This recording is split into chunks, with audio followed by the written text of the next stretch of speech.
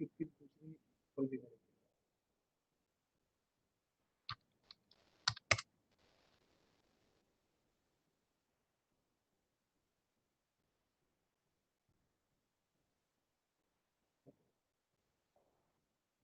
हाँ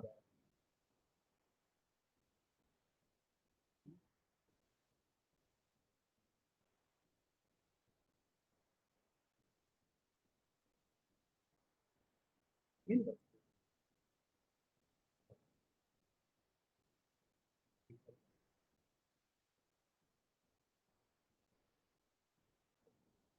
है।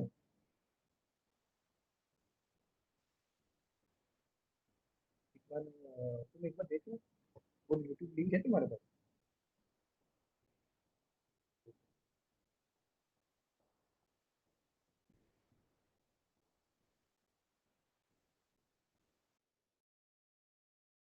हम्म?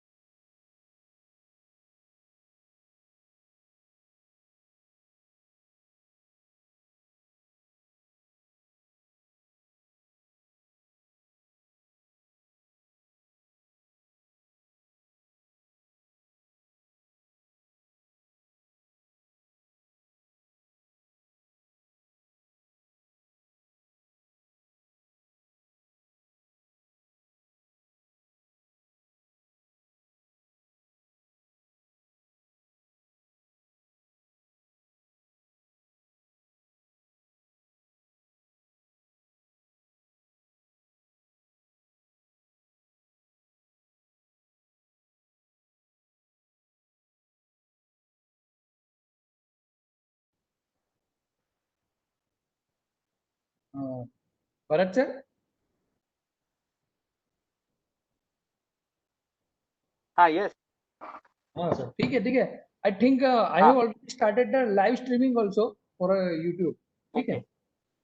Okay, that's great. Okay. So currently probably I can see that 735 has been joined already. So let me just call to sir once again. Yes sir, yeah, no issue. I think we have still sir 10, 5-10 minutes, no issue. Hmm.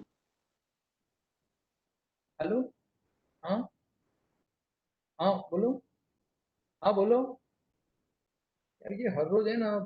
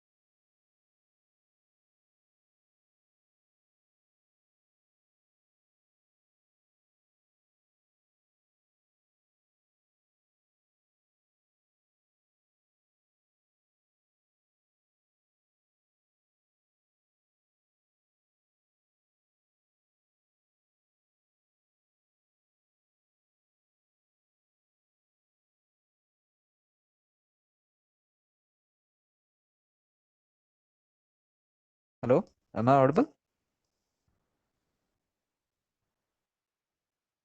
ठीक है.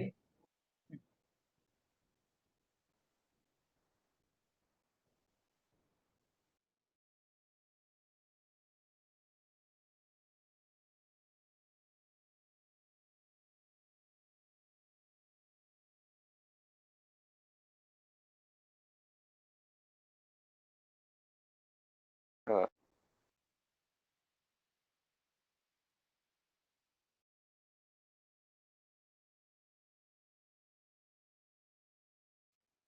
Amit, Amit sir, Bharat sir. sir has joined. So I just request you to make as a presenter. Yeah, definitely sir. So very good afternoon, sir. Uh, Good afternoon. Can you hear me? yes, Sir, sir. We we I can hear you, sir. Good. Okay. Good. good afternoon sir from MNIT Jaipur, Amit Joshi sir. Good afternoon. Good afternoon. How are you doing? I Yes, don't fine see sir, your fine picture. sir. I don't see your picture. Where is it? It's not coming. Yeah. Yes sir. So what I will do? Yeah. Good afternoon. Yeah. Good. So Bharat is there, and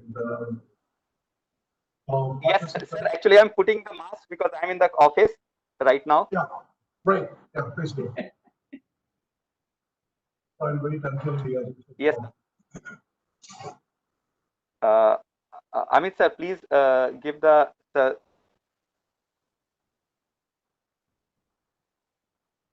Yes sir. This will be the largest audience I addressed in one webinar. Nice to yes, hear sir. sir. I don't think I've ever done that, so I'm a little bit nervous. So, in the back of your mind, even if you don't see the audience, you see that there are lots of people who are looking at you.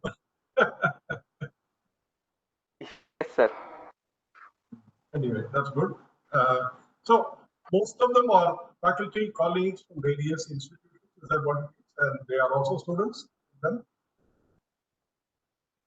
Uh, sir, sir, most are the faculties who are Yeah, joining all this right. program, Okay. This and is also, yeah, yeah. sir, Go ahead. around 2100 participant has enrolled here, Oh, I see. and in Okay. which around 80% are the faculties. Okay. Okay. So And there is still about 50% attendance right now. sir, actually sir, means currently I think you can see the attendee over here. Sir, live streaming is also going on at YouTube. Oh, I So see. over Okay. there So, also, sir, I think equal amount of participants are okay. there. I didn't know that. I didn't know. You can see the live stream in YouTube. I didn't know. I only see here as 882 right now. Yeah, In actually, this sir, list many of them are joining as a YouTube as a YouTube. YouTube live streaming. Okay. So actually, sir, Cisco WebEx has a limitation that at a time 1,000 can only attend. Yeah. So in So Zoom also, I do 1,000, but for 1,000 I pay separately a fee. Uh, yes, sir. I pay a separate fee, and it's a large amount of money. For Zoom, I think we have to pay something like $150 a month if you want to keep 1,000 participants limit. So it's a substantial amount of money. So we pay on a monthly basis whenever we need. Just one moment. It's not-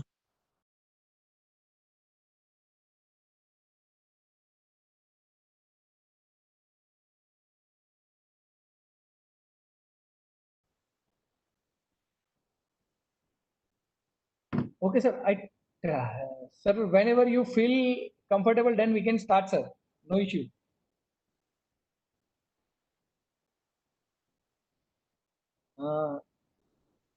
Mangala, sir.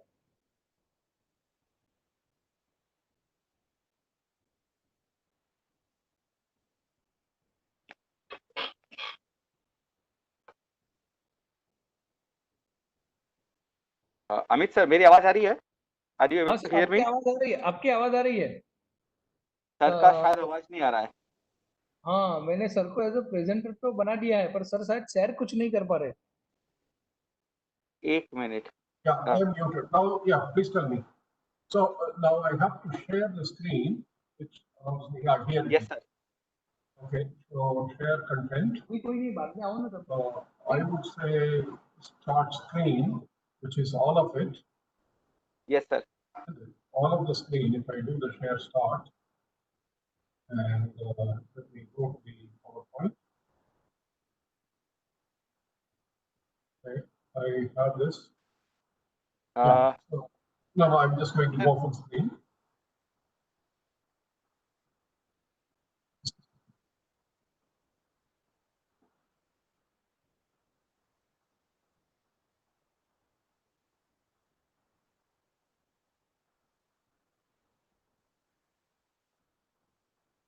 I think sir, your lot content is Yeah, loaded. one moment. One moment. I'm just doing that. I'm just now sharing the screen. One second. Yes, The sir. system is slow. Yes, sir. We can see your cursor is moving, so it means it is coming. Now, can you see the screen? Not right now, sir. What do you see? You see only the start screen? No, sir. It's a blank. It's a blank screen. Okay. So let me Only your cursor is moving. let me do one thing. I will go back to your WebEx link and yeah. I need the WebEx link to be full time. Just a second. So it's, oh, I see. It said something like I was out. One moment. Asking me to join again. Okay, sir. I'll rejoin. Just 1 second. Sir, no issue. Yes, sir. Yes, sir. Yes, sir, no issue. Yeah. Okay. Join the event. Are you sure you want to join more than one instance? I don't want it. So where are the events? Number. Let me post this. So I said share. Yes, sir. Okay. Now what are you getting on my screen? Yes, sir. We are getting the event number is required. In the event Okay. type. So now let me go to the PPT and see. Are you able to see that now? This is the blank gray screen, sir, is coming. It is still gray thing. Okay. Just a second. Yeah. So stop showing myself camera settings. Okay. Oh, wait. Okay. Let me see. That's a camera.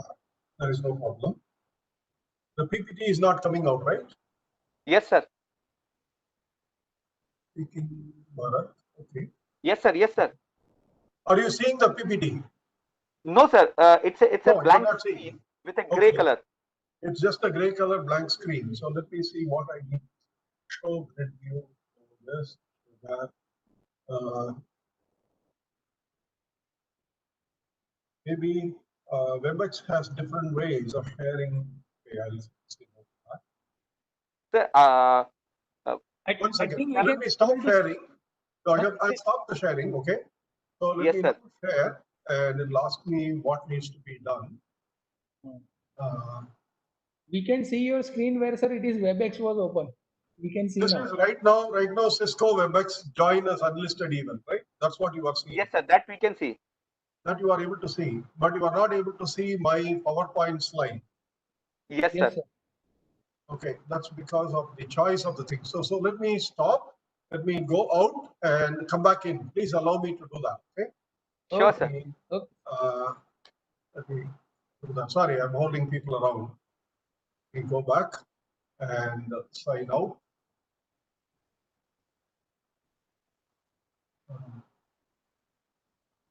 Now, connect. Okay, submit. Join. Okay, so I will say it as a second screen. It's all right. It'll be just one more user. Now there is a meeting. It's now starting to WebEx. Okay, we can't connect your webcam. You can connect my webcam. Your video is on. Is the Can you see the video now? No.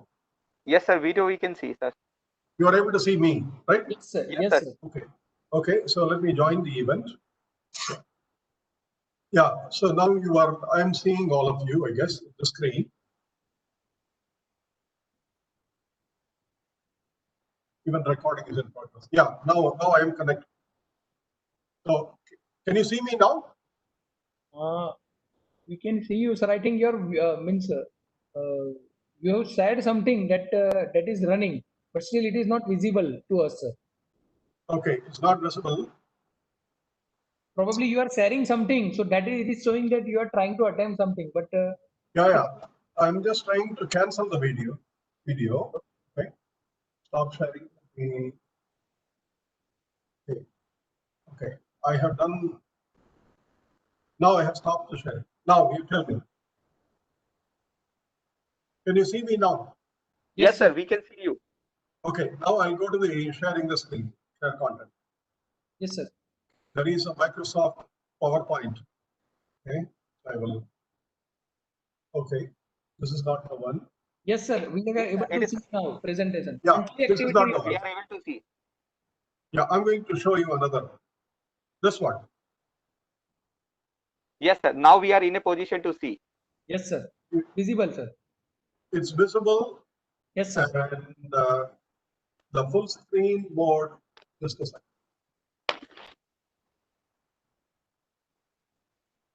Great. Uh, Yeah. Yes, sir. yes, sir. It is showing. You are able to see the full screen. Yes, sir. Yes, sir. Okay. I'm getting the voice feedback from you. Sir, it is showing your slides. It's It is showing perfectly. this. Yeah, that's right. Maybe, sir, you can change your slide, so maybe we can see that whether it is also working or not. Yeah, I'll do that. Yes, sir. It is. We are able to see slide transition also. Acknowledgement This slide. is It's acknowledgement working slide. very well. And then now you do that. Yes, sir. Yes, sir. Yes, sir. Okay, then there is one issue. I have two instances of WebEx. Okay, so Okay. let Okay. me kill one of those instances because I'm getting the voice into it.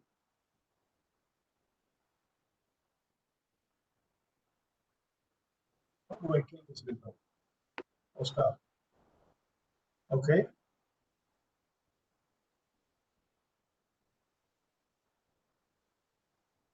Now I still have two windows.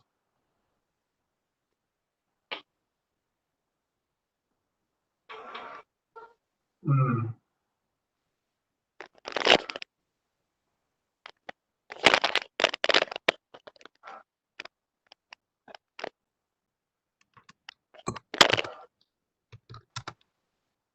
Can you see the system-driven learning look like?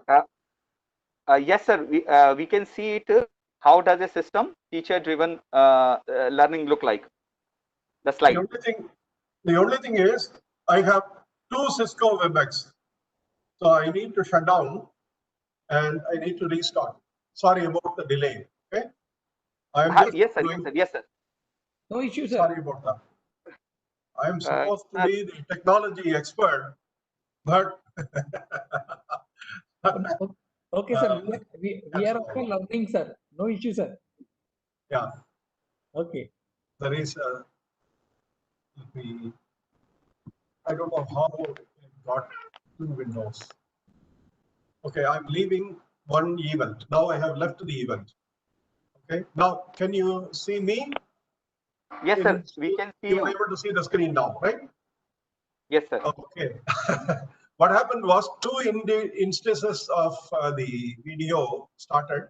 So let me share file including video and from my computer, and I should be able to see the PowerPoint slides now. Okay, cancel. Now please tell me if you are able to see the window. Are you able to see the PowerPoint slide? No. No, No, sir. sir. No. Okay. Share content. Microsoft PowerPoint slide. Now. Yes, Yes, sir. sir. Now, Now you are able to see it. Good. Okay. Now we are all okay. I don't have multiple voices coming in because in my system there were 2 voices. Okay, sir. Yeah, now it's okay. Now I'm all right. Sorry, we are 15 minutes late into that. I'm really sorry about this. Okay. Sir, can we start the session with your permission? Now you do that. I'm all right. Okay. Yeah. Thank you so much, sir. Very good afternoon to Professor Mangla Sundar Krishnan, all the CIs of the academies, coordinators of the all academies, and the participants of this program. I welcome you all for the second day program on ICT tools for teaching, learning process, and institute. I'm really feeling great privilege to invite and introduce Dr. Mangla Sundar Krishnan. Sir is a professor of chemistry in the Indian Institute of Technology, Madras. He has held the position of National Wave Courses Coordinator for the National Program on Technology Enhanced Learning, the largest open and free academic content development initiative in India for engineering education. He is an active promoter of wave-based and multimedia-based educational content development and is the creator of several hundred animations in physical chemistry. Professor Mangla is one of the founder coordinator of the NPTEL project and has been associated with it since 2001. Professor Mangla graduated his BSc from Madras University and from the Coimbatore. He did his PhD from McGill University, Montreal, Canada. After that, he pursued postdoctoral studies in several fields of the theoretical chemistry at the University of British Columbia, University of Montreal, and the Queen's University, Kingston, before joining to IIT Madras. He is university gold medalist in both BSc and MSc. In addition, he is the recipient of one of the best graduate student teacher award given by the McGill University 3 years in succession.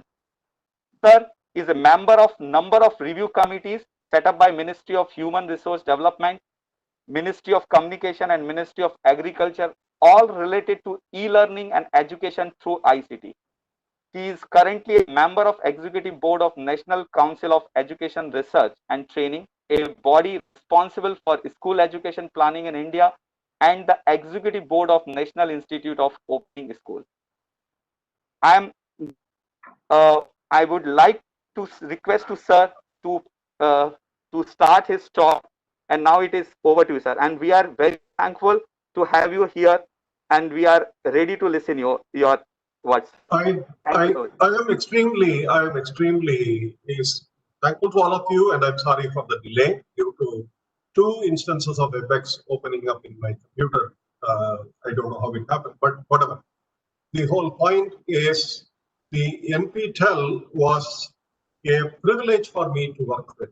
NPTEL is the founding program, the brainchild of Professor M.S. Anand, who was the former director of IIT Madras, and he believed in coordinated effort, and therefore he got multiple institutions to work together. I am told that I have approximately 2 hours. Is that correct? 1.5, 1 hour and 45 minutes right now. Yes, sir. Yeah. Okay. So what I'll do is I'll pace the whole thing very slowly. And if you need a break, you will also get a break. Your coordinator will announce at some point of time. But whatever being said of me, please remember, it was my privilege to be associated with so many people, and the technology enhanced learning as a project evolved in so many years. It was not a one-off event. It was not a 1 3-year project or 6-year project. It is now into its 4th phase, and NPTEL is no longer a project that was started by the IITs, as we all thought, but now the Ministry of Education, the current Ministry of Education, which was earlier known as the Ministry of Human Resource Development, the ministry says, and rightfully having funded it from the beginning, that it was the starter of this project, which I think is a fantastic recognition for the project, that when the ministry starts owning some of the activities as theirs, then we have given them the kind of input that they were looking for. Therefore, the project is currently now the Ministry of Education's one of the star projects under the SWAYAM uh, program. And I'm also the current coordinator of SWAYAM Prabha, which leads to video telecast, that is broadcast of the NPTEL and the SWAYAM course developments from the UGC, from IGNOU, from NCRT, and various other organizations. They are all now broadcasting to about 33 channels of 4 to 6 hours of content every day. And these channels are free to air and free to watch. You only have to have a free dish in order to collect these channels into your television. So these are the two things that the ministry has been very helpful in founding and in coordinating. And I must acknowledge in any meeting that I have to speak on NPTEL and on SWAYAM, that there is no other country in the world and that there is no other government in the world which would fund a technology enhanced learning the way that the government of India has been doing since 2003. And today, the government is all out to ensure that the students are learning from online methods because they cannot go to their schools. And the COVID-19 pandemic is a very serious one, threatening the lives of many people. Therefore, I wanted to show some of the impact on the digital learning in education, pedagogy, and assessment using NPTEL as an example. I can only talk about NPTEL because that's something that I've been associated with for quite some time. But in the last 4 years, of course, TEL has moved much, much more than what any of us imagined. Okay? So it is important for me to recognize the efforts of IIT Madras in helping all of us through the web studio that we have, the Center for Continuing Education, the all partner institutions, which are the 7 original older IITs, the 5 IITs plus IIT Roorkee and IIT Guwahati, which were the 7 IITs in 2003, and the Indian Institute of Science. Those are the 8 original partners to the NPTEL project, and all of them contributed, and all of them were given equal roles, equal partnership. IIT Madras was only a coordinating agency and ensuring that the program is collectively pushed forward with the help of all the participating institutions. This was followed after the first phase of 2003 to 2007 by the National Mission on Education through Information and Communication Technology. And the then Ministry of Human Resource and the current Ministry of Education, Government of India, and SWAYAM, and all teachers who have interacted with me until now. Thousands and thousands of teachers have written to me and I have written to them. And all of them have together taught me what TEL is all about. And therefore, TEL is my own learning in this process.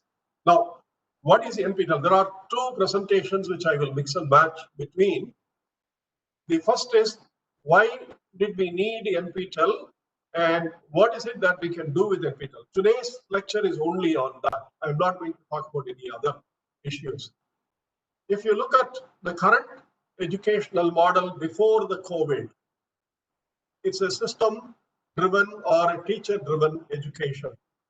A university in which the teachers design the curriculum and the students join and take the course according to certain syllabus, and the teachers give the outlines of lectures, and the students are told that to study that course they must have passed this, etc. That is some preliminary requirements for the students to enroll. It's not an open education. And we hardly ever say in all these courses, what is it that the students will learn at the end of the course? We all say that's the syllabus. Whatever is there, you have to learn. Okay, that's what we say. But that's not what is meant by the outcome of learning as things have evolved in the last 15, 20 years. When pedagogy and later the adult education called andragogy, all these things became important, and the Washington Accord for credit transfer between universities throughout the world evolved, and India is now a signatory to Washington Accord. Therefore, the outcome of learning, which is never explicitly stated in any of our teacher-driven or a system-driven courses. Of course, we all have class schedules, like what we have today. I mean, yesterday we started our MSc online class for the second year. And we have 5 lectures every day, 3 lectures, and so on. So there is a schedule. And then the exam schedule in campuses, assignments and quizzes. We give grades. And then we say that the student has passed. And the student has passed with an A grade, or the student has passed with a B grade, or U grade, whatever. He has not passed. He has to do more. But what is interesting is the students who come to engineering education in all these top institutions, IITs, NITs, and the central universities, they are among the topmost high school students, the first 10% of the students, top 10%. After 4 years, what has happened to them is that not all of them remain at the top. There is a top layer, and then there is the B layer, and then there is a C layer, and then there are students whom we really want to get rid of, but we cannot get rid of. They keep on staying around and they linger until they get a degree. You have to actually give the degree to them in order to get them out. What is happening? So what happened to all the A grade students who joined the university and later became B grades and C grades and D grades? So that is something that we have to think about. Why did this happen? Not only that the students were learning more, the students were becoming more and more mature, but they also had chance to look around, out, they are not able to focus. Therefore, how do we bring the students back to serious engineering or technology education so that they all do well? Now, please remember, this is the new paradigm for the last several years, a learner-centric program. This is what the universities are now talking all about, and tell open education for a curriculum-based, pedagogy-driven education. All of these are learner-centric. Meaning, what you will do is to tell the students beforehand, at the end of the course, what will the students learn? What will they be able to achieve? Those things are important. So what are the challenges in that process? What are the technologies, the pedagogies? We will not worry about the peers and mindsets and all these things alone, because that was when online education was no longer compulsory as it is today. Let's look at the reason, of course, is that we need to serve the community of our students in the whole country better than we have ever done since independence, because of the competition and because of the new era into which the students are entering. So I will just teach a little bit about the design of contents by a teacher and how NPTEL does it, and how NPTEL allows the learner to learn just in time, not always when you teach. This lecture is being recorded. Those of you who want to listen to this lecture and who are not seriously able to do that today for some reason because you are busy with something else, or you still have to do it, you will always go back if you want to and read the lecture again and look at the various things, to learn just when you want to learn, to read just when you want to read. How do we create those things? How do we make the system user-friendly and user-accessible at the user's level? Technology-enhanced learning, okay, is enabled to do that is with the following things, namely the learning management systems. Many of you, I'm sure, have heard of the word Moodle, which is modular, object-oriented, dynamic learning environment. That's what MOODLE stands for. It's a learning management system. It's not a learning enabling. It's not a learning enhancement. It's a platform. In the platform, you do various things. It is what you do using the platform that makes the platform very resilient. Then you have social networking. Practically all my students connect with me through WhatsApp today.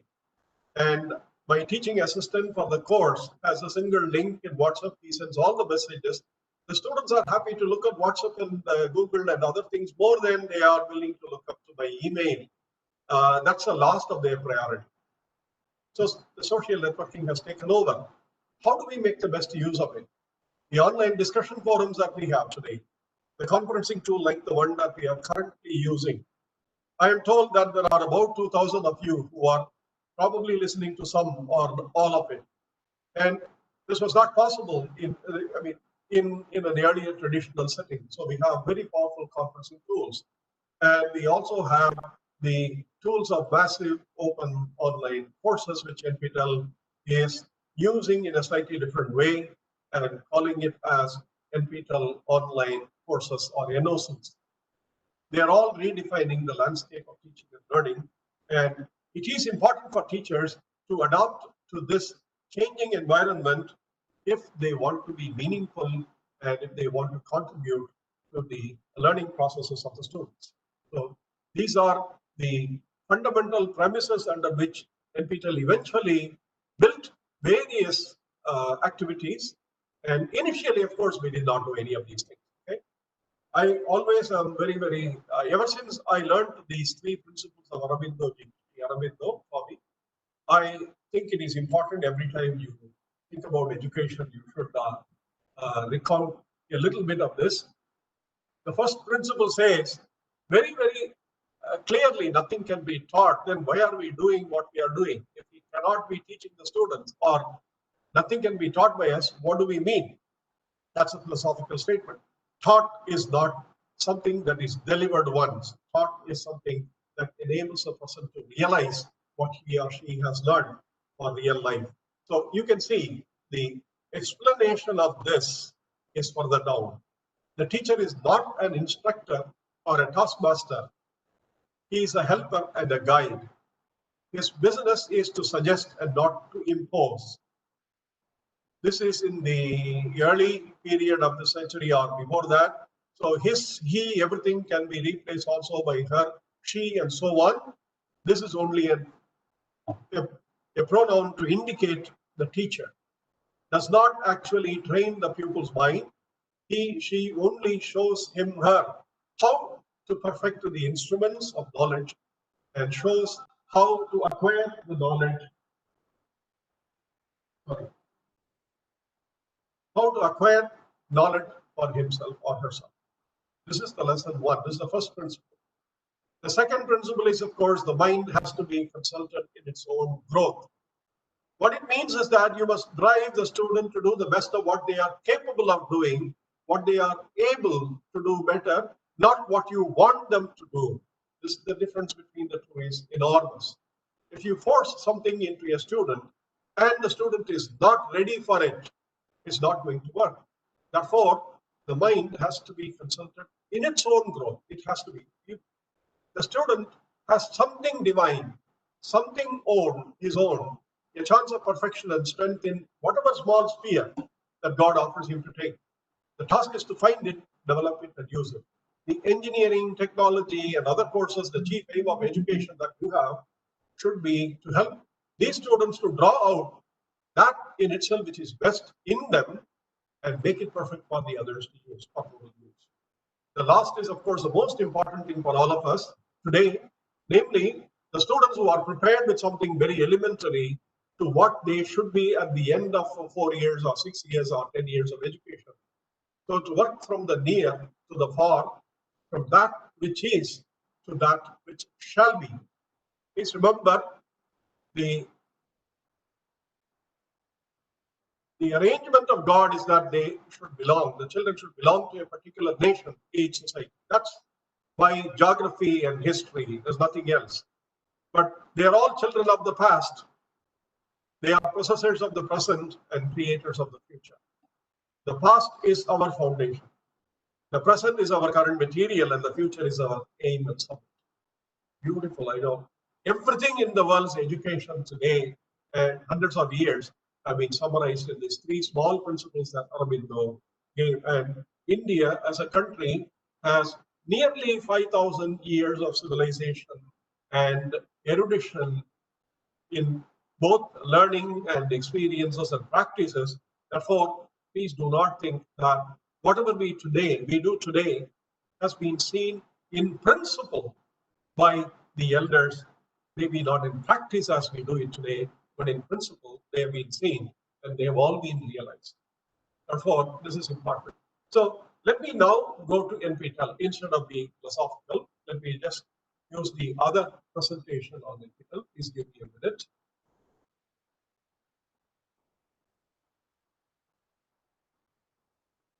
Open up the presentation.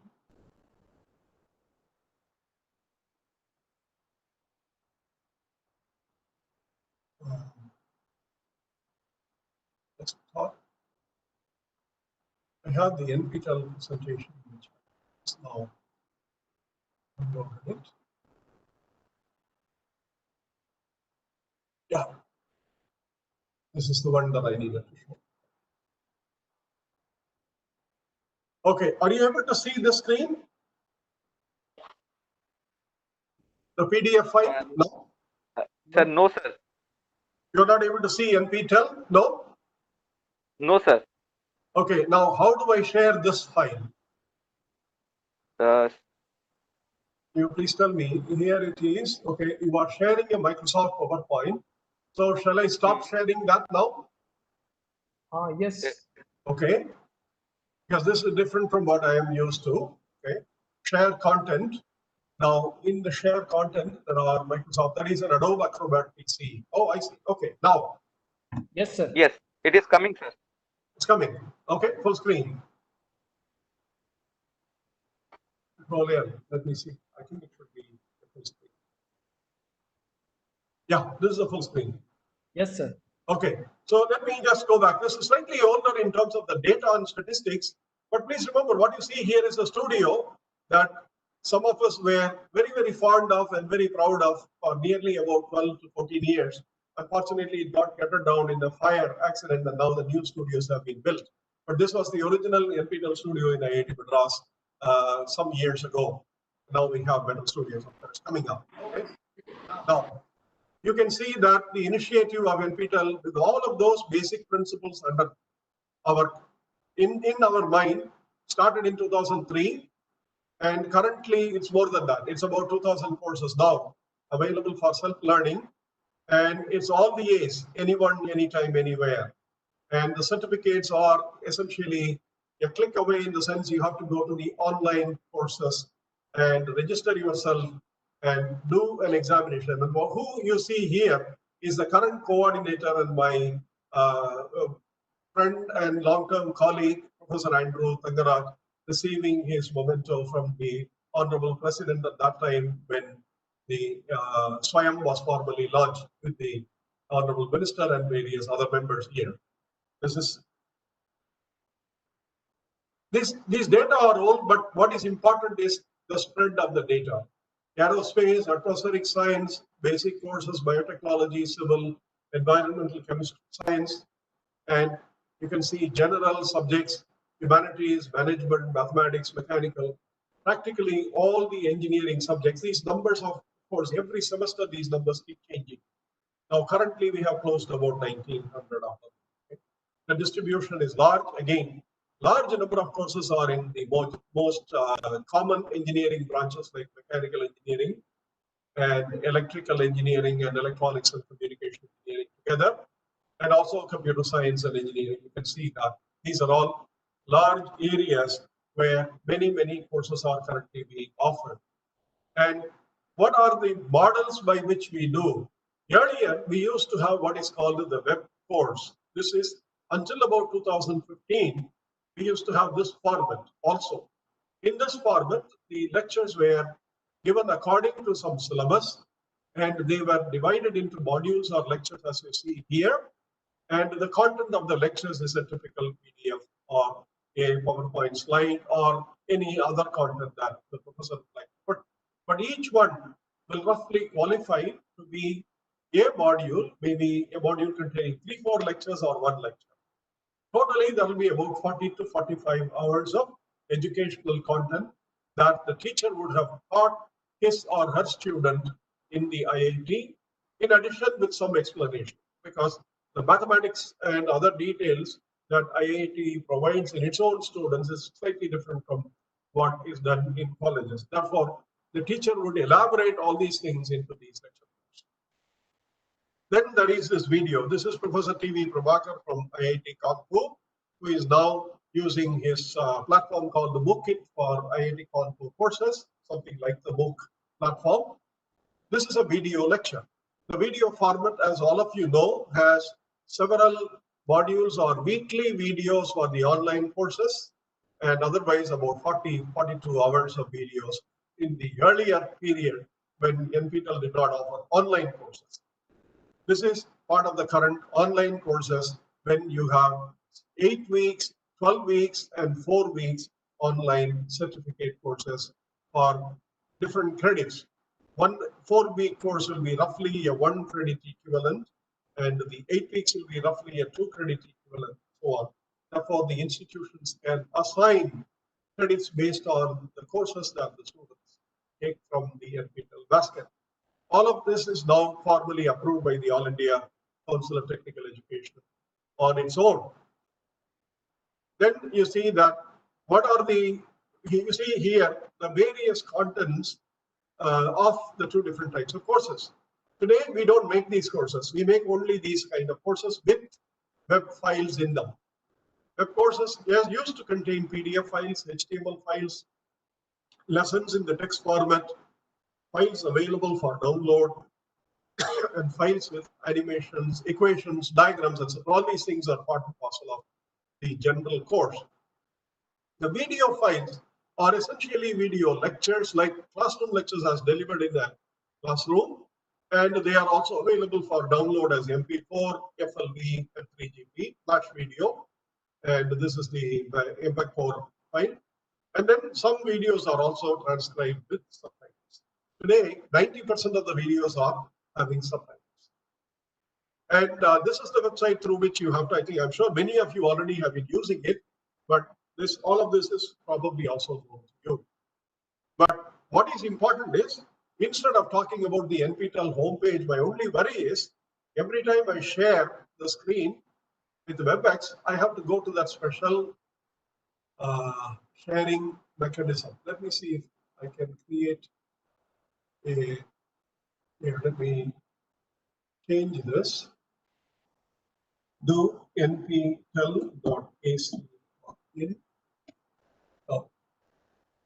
Now, are you able to see the website now?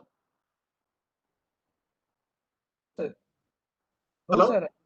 No, sir. You're not seeing the website, isn't it? So I have to go to WebEx and again share this. How do I share this website? I would like to do the website pretty much online all the time. So let me go back to WebEx here. Let me stop sharing and let us start sharing the website. Firefox. You want me to share Firefox, I guess. Now, can you see it? Yes, sir. Yes, We sir. can Are see, able sir. to see it? This is a little strange. I mean, they should allow me to share my computer screen. Is there an option in WebEx that I share my computer screen no matter what appears on the screen? I Let me go up. think, Is there an option to do that? See, when sir, you do this, when you do the sharing, yes. what is Sir, the option? Oh, this is the one screen? Which yes, one? sir. I think screen. Yes, sir. I think probably you can able to see the screen, share screen option. Yeah, share. Let me do this. So that now what do you see? Yes, sir. We Sir, can we are see your able to desktop. see your screen. Desktop. Your desktop, you also see the website. Yes, sir. Yes, sir. Now you are seeing what you are. This is the NPTEL website. Yes, sir. Yes. Now, this is the PowerPoint. Yes, sir. Okay. So this is the general one. I don't have to switch between them. Fine. So what you see here is the official NPTEL website .ac.in, and I'm sure many of you know there are so many options here. The options, the most important is, of course, today the online courses, and NPTEL, of course, has partnership with so many, more than 2,000 or 3,000 institutions with what are called the SWAYAM NPTEL local chapters. And there are faculty initiatives from various institutions. NPTEL does translation of many of its videos, English language videos, to one of the national languages. NPTEL does conduct workshop regularly, provides through the website help on courses with GATE preparation in mind. NPTEL also allows industry associates to be partners, and then there are internships provided by, and so on. So many other things are available. Now, if you click on the courses, NPTEL courses, then you get into the, let me see, plus. I think you should be able to see it slightly better now. You can see that there are courses in all the areas today, aerospace, agriculture, any one of them. So let me take my own subject. I know it's not the most popular one among the engineers, but let me take chemistry and biochemistry, and then we take the video course. You can see the right-hand screen is changing as soon as you do this. And IIT Delhi, there's no IIT Madras. So right now what you have here is, let's check IIT Madras. Okay. Video courses. Okay. Now chemistry and biochemistry. So there is introductory organic chemistry, there is electrochemical impedance, there is chemistry of atomic structure and bonding. This is my course, which I offered earlier. You can see that this is all based on videos. And then there are assignments, weekly assignments. There are transcripts, which I have provided. In the site right now, it is not available because currently this is not offered as a course. But when it is offered, you will see all these things. And also the books which are used. There is no other books here right now. Okay. So the videos are all these videos, and it's a 12 weeks course. Okay. This is the pattern of the current NOC or NPTEL online certification program. Now, if you look at what is in this course, you see the syllabus. You should be able to see everything in the syllabus. Let me just do that and show you the syllabus. Here it is. So this is the atomic structure and chemical bonding. What is being taught? What are the prerequisites? What is the course? And who are all who is the instructor?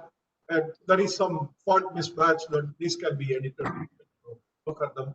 But most important, what are the textbooks which are used and so on. Okay? But the course itself will be close all of this. Close the current tab. I think phase 2 is needed. So what you see here in the NPTEL homepage, you see the links to every individual course. And this is the NPTEL online course. You can see what you saw just now.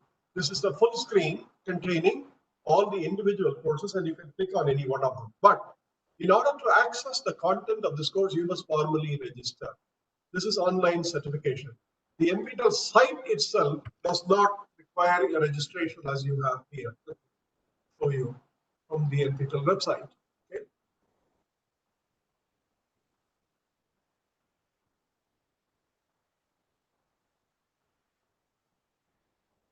From the site, you need not have to see any of them. Chemical engineering, if you click, and you see all the courses in chemical engineering. You click on any of them, you can see what is there in it. Okay? And now you go to courses and change the book path. Let's just a second again, chemical engineering. And see the courses here. Any one of these courses. NOC means it is a certification course. And if there is no NOC, they are all courses which are for self-learning and self-reading. Right now you see that. You see NOC courses. Let's go further down. And you might start seeing NOC here. Safety practices in chemical and nuclear industry. This is a free web course. Likewise, chemical reaction engineering. This is a free web course. Whereas the NOC means these have been offered for certification earlier or are currently being offered for certificates. How do you find that out? You have to go to the NPTEL resources, go back to the original website, and then you click on the online NPTEL online courses. Here, to see the content here, you must have a registered email ID. And currently, since the whole thing is run by the Gmail cloud, you need to have a Gmail ID in order to access this. And if you have any problem, you can write to the NPTEL office and they will tell you exactly how to do this. So if you click on this, you will go to the NPTEL's online courses and what are available and what are the statistics and so on. You can see this is current. This is as on yesterday, you can see that. So you see that there is a candidate login, there is an instructor login, there are courses here. If you click on the courses, you can see in each topic what are all the various courses. So for example, if I click civil engineering, you can see what are all the courses here. And these are all being offered online These are all being offered online, and you have to register them. And this registration requires a Google ID. And with that ID, you can formally register and start looking into the inside course. Okay? So let me now go back to the presentation here, which I've been talking about in terms of how online learning is organized. Okay.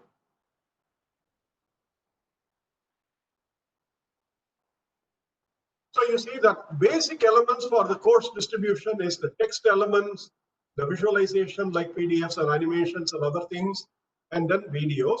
They are all part of the NPTEL courses. There is a content aggregation, which means it has to be threaded. Chapter 1 or section 1 or lesson 1, lesson 2, lesson 3. And then how do we distribute the lessons online? What are the digital libraries which are required? And some examples from the courses. These are all part of the remaining of my talk, the rest of my talk. Okay? So any element, any online academic content needs to choose from these the relevant ones: text, visuals, voice, dynamical exchange, motion, animation, interactivity, assessment, feedback, instructional design process. All these things are important in ensuring that students who are generally anywhere, anytime, and any pace are able to learn in their own time and effort. The difference between a classroom and an online course, by now, I think all of you who have done one online course know very well. In a classroom, you see the students virtually in real physical terms, and therefore you can change the pace of your class based on the student's difficulties. In the online class, unless a student raises his or her hand and says something, you don't even know whether they are there.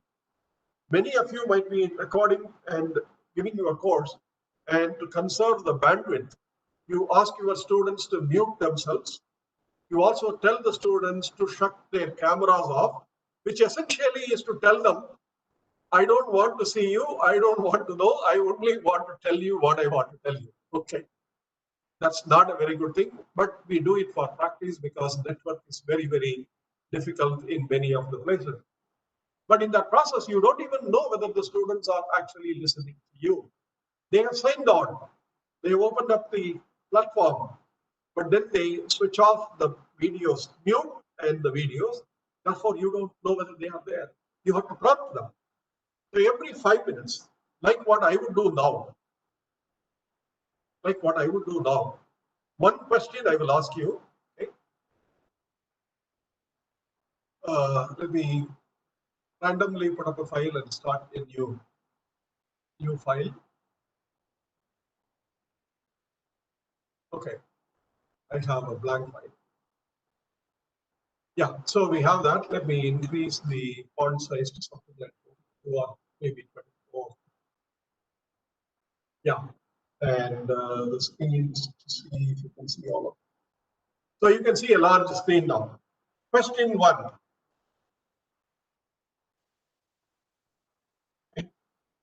So simple. It is called, I would not call it question 1. I would call it question 0. Okay. You heard from me NMEICT and SWAYAM. They stand for what? That is the acronym. Acronym stands for what? NPTEL, for example,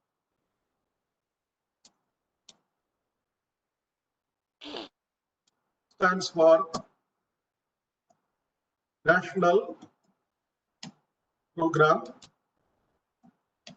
on Technology Enhanced Learning. Okay? Technology Enhanced Learning, E. Okay? So you can see that NPTEL. So likewise, what does NMEICT and SWAYAM stand for? You know what I do normally when I do this in my classroom? Of course, I'm not going to do that here, but you can post your answers on the chat box. But normally what I do is I prompt the question and go to the participants list, and I simply call one of my participants and say, are you there? can you answer this question to me? Then you find out whether the participant was there for that time or whether he or she has stepped out to do something else because the video is shut off, the audio is muted, you don't even know. Okay? So this is something that you have to prompt the students and be alert in order to, yes, thank you, that is a beautiful answer. SWAYAM stands for Study Webs of Actives Learning for Young and Aspiring Minds. Now, national mission. Now, NMEICT so far, there are quite a few are answering them. The correct answer for that is National Mission on Education, NME ICT through Information and Communication Technology. Okay. NME ICT stands for National Mission on Education through Information and Communication Technology.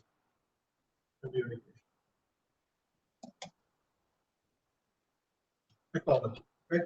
And likewise, SWAYAM stands for somebody has already written study web actives by young and aspiring minds. That's what they are. So the idea is to prompt the students every now and then. Let me go back to the slides. This is the classroom prompt I mentioned. In a classroom, you can simply point to a student and tell them to actually answer the question. And sometimes the students will be very delicate and they will feel embarrassed because you ask them, they don't know, and they were half asleep and so on. So usually I don't do that, but I generally open this up and tell the students, somebody in the last row, can you answer this question? That means the last row is being watched. Okay? So those things are important. When you do online classes, do some interactions every now and then.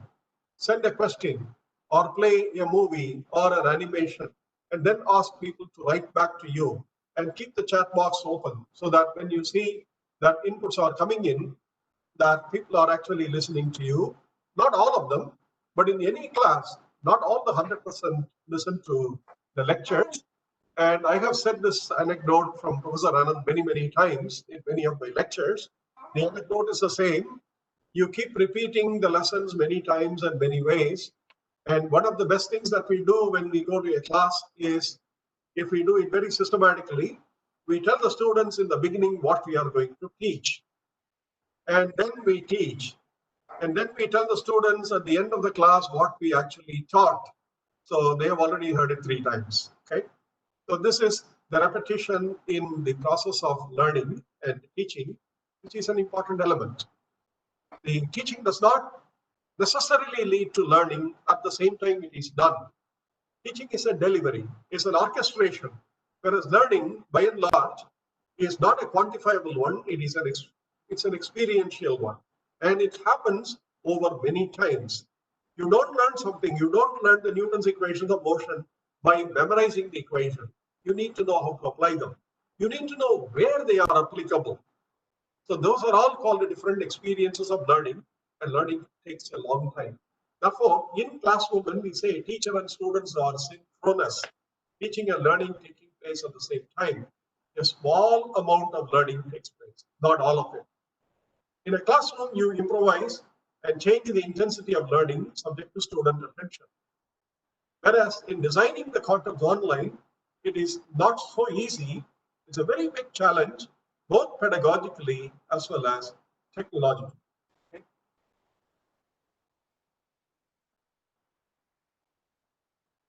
Now, NPTEL had the largest repositories in this. Wait a minute. Yeah, has the largest repositories. You have seen all these numbers. I don't need that. So typically, when you prepare for a TEL lecture or for your online lecture, you need to have these multiple components. Animations are the most difficult to make if you have to make them. I do not normally recommend that the teacher sits down and makes the animation. You can give it to your students, some of the enterprising students, or in your family, young children are there. Tell them, I want you to make an animation. Why don't you do it? And I tell you, they will take 1/10 of your time and my time. They are much more enterprising in dealing with technology and tools than you and I are. Therefore, it's easy to get help. And voice and audio, you can record and listen to it. These are all important components for an online learning. And in NPTEL, we followed the sort of the 4 different types of components, with approximately a larger form of it being the content, web-based lecture or video lectures. And the smaller components are the other things like the other quadrants, what you call as, this is called the 4 quadrants, but they are not equally in equal area. They are all different areas. The animations and visual illustrations. And then you do case studies and anecdotes, historical development of the subject. All these things are add-ons. And finally, of course, the students care most of the time for these, the problems, quizzes, and assignments. Because this is where they think that by doing all these things they learn. They don't. They get the feeling that they have learned something. Only when they start applying these to real problems, they will realize where the gaps are. They may have solved a problem, but that may not be what they want to solve now. Therefore, these are exercises to get them to think about. And all these things can be done. The virtual labs, the online curriculum by MMEICT, the open courseware. I'm sure many of you know of the OCW of the Massachusetts Institute of Technology, Stanford open courses, Yale University open courses, curricula tailored from open educational resources. All are basically materials that provide enormous opportunities for students, and they offer opportunities for cross-disciplinary learning independent of time, geography, and social needs. NPTEL falls into this category. And NPTEL helps the professionals to update their knowledge while being on their job without having to interrupt their service to go to college. They can study from home, they can study from their own offices. And then NPTEL also provides industry, academia, partnership, and training. Therefore, the idea is that any learner and every learner, any learner is not as, quantitative as every learner. The idea is to cover every learner at the higher education. And as I said earlier, teaching is a short duration delivery. Learning is a lifelong experience. Therefore, the classroom should always be available to the student whenever they need it, which they cannot do it in a campus classroom. They will only have the memories of a good teacher. And of course, they will have very good memories of not so good teacher, that is poor teacher. They will remember them much more than they remember the average teachers. So if you are an extremely good teacher, the students remember them, but they may not be able to remember everything. On the other hand, you record and then leave them.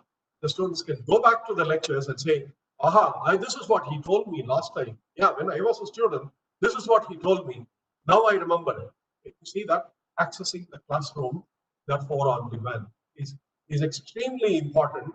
And I have a personal experience when I visited the Massachusetts Institute of Technology in 2006 or 2007, when I was interacting with the OCW team also. Professor Vijay Kumar, who is our IIT Madras alumnus, he was the computing center and the computing activities in charge. The OCW, he was in charge of it in MIT. And he took me to a faculty member who immediately recognized me. You are from IIT Madras. I said, yes. Then he said, do you have in your lectures Professor V.G.K. Murthy's lectures? Professor V.G.K. Murthy was a very, very well-known teacher in IIT Madras for many years. And many of his students went to some of the best universities in the world, and they are now professors there. So I told him, I have recorded, that is, the refurbished Professor V.G.K. Murthy's lectures, which were recorded in the 90s. I have refurbished them and I've got them into tapes. You know what that professor said immediately? Can I have a copy of them? So when I came back to India, the first thing I did was to copy all those lectures into a CD-ROM and send it to him. And within a few days, he replied saying that now you have recreated my younger days and the best of my classroom. Access the classroom on demand. Provide the repositories. It's very, very important. Okay. Now, let me know a little more about the time. I don't want to go on. I think I'm already reaching the first hour, but let me stop here. And if there is a break or anything, I will follow your instruction. Please remember, having all these information on the internet does not mean learning. It only means recollecting. It only means remembering. It only means that you have seen something like this somewhere. Instruction is different. That is where the teachers are needed. Instruction tells you how to process the information for the future development. And this is a beautiful statement. And there is also very often another statement: instruction is not information. Both have their emphasis. Professor David Merrill from the University of Utah, USA, is the person I remember for having made this very beautiful statement. So let me stop here, and if there are any questions, I would like to take a few of them, either through the chat or through your coordinator. Or if you need a break for about 3-4 minutes, that's also possible. Professor Bharat, what is the plan?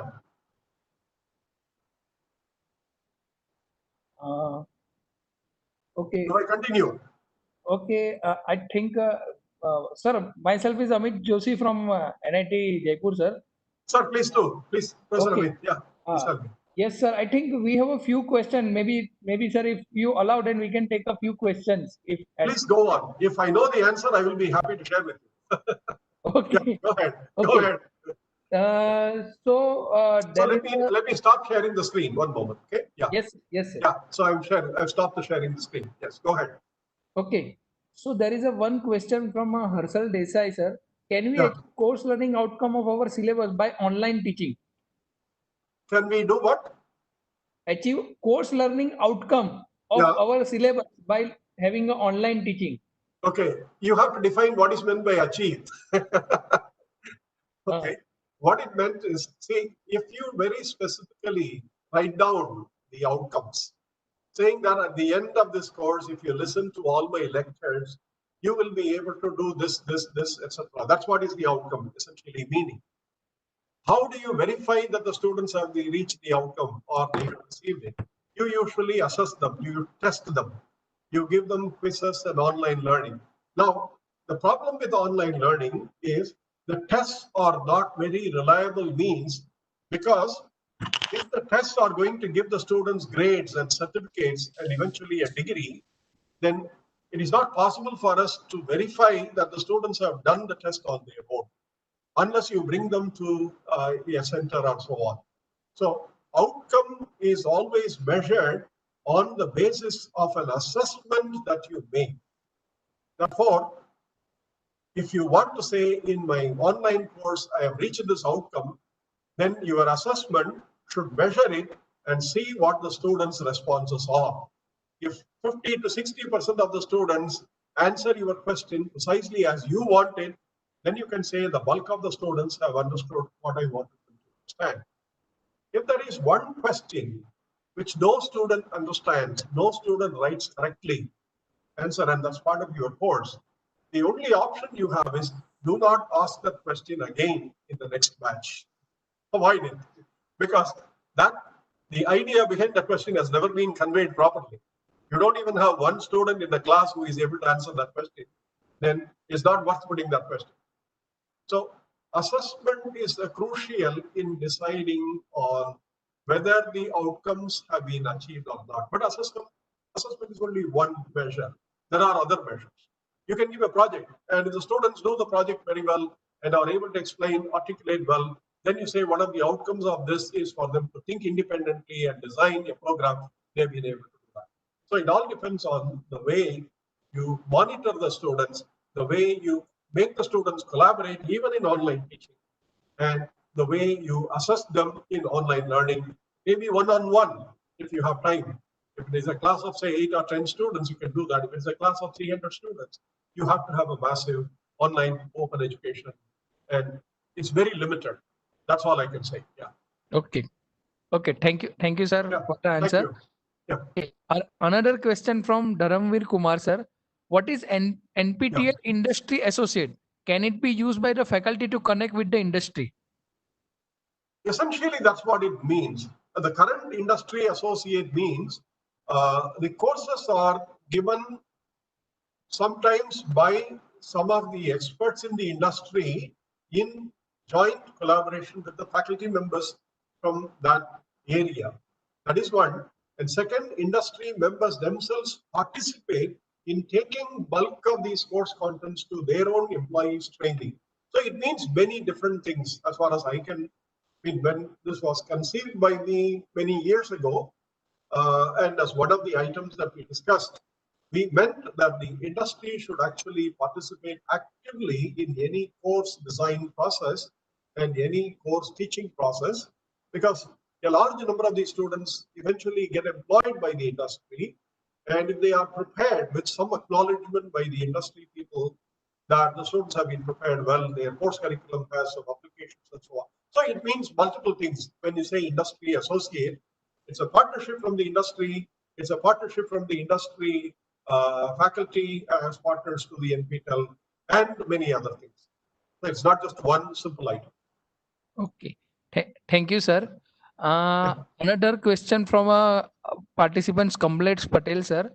For medical and science courses are offered under Swayam Prabha. How can we enroll in this course and get certification like NPTEL? Okay, that's a good one. That's a good one. We haven't done that yet, but I'll go to the NPTEL site now. Just a moment.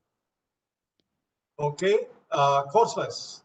In the NPTEL website, this of course is my own effort with the help of the best of the medical partners in the country. Okay? The last 5 years, I shouldn't say it's my own effort, it's the effort of the most committed educationist in medical education, Professor Padma Vibhushan, Professor M.S. Valiyanda.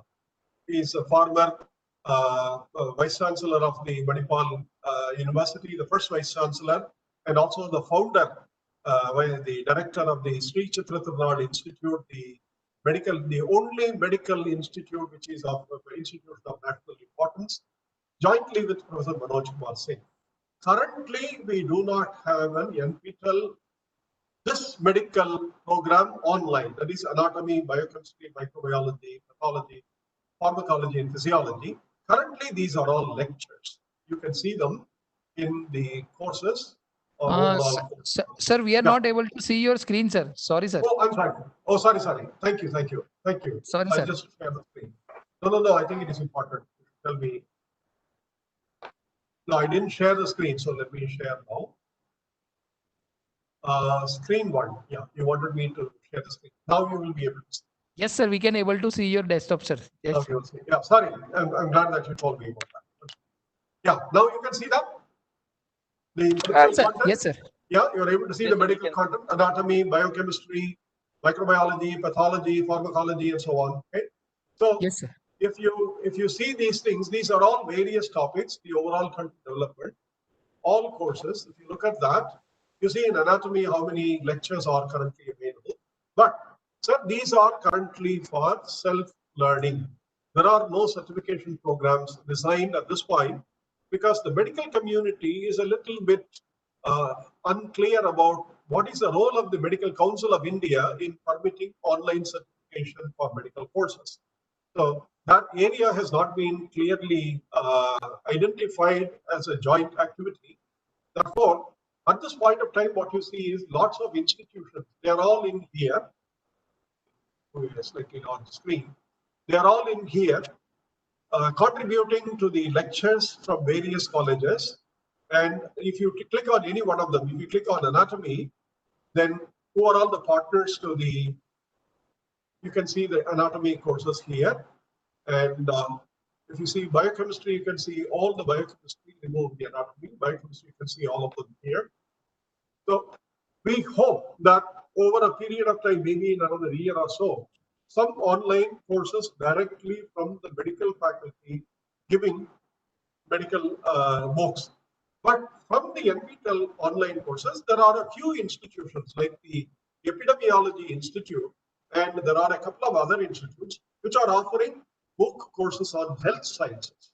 They are not directly doctoral degree, that is MD or MBBS programs, but they are health sciences program, and those things you can actually do a book on. So please look into the NPTEL's NOC online courses and find out what are the health sciences courses that they offer. Those are probably useful to the doctors and also medical students. This Okay. program is now not, this is not currently available for online certification. It is available for you to download the videos and listen and discuss this with your class. This is what they are. They are free material. Okay. Okay. Yeah. Thank you, Yeah. sir. Thank you. Sir, last question that from a Deva Ranjan Srinivas. Sir, Yeah. can a professor of Indian origin who has completed his study but currently is in abroad can Yeah. propose a course of Swayam? Oh, yeah. We have no issues at all. Absolutely.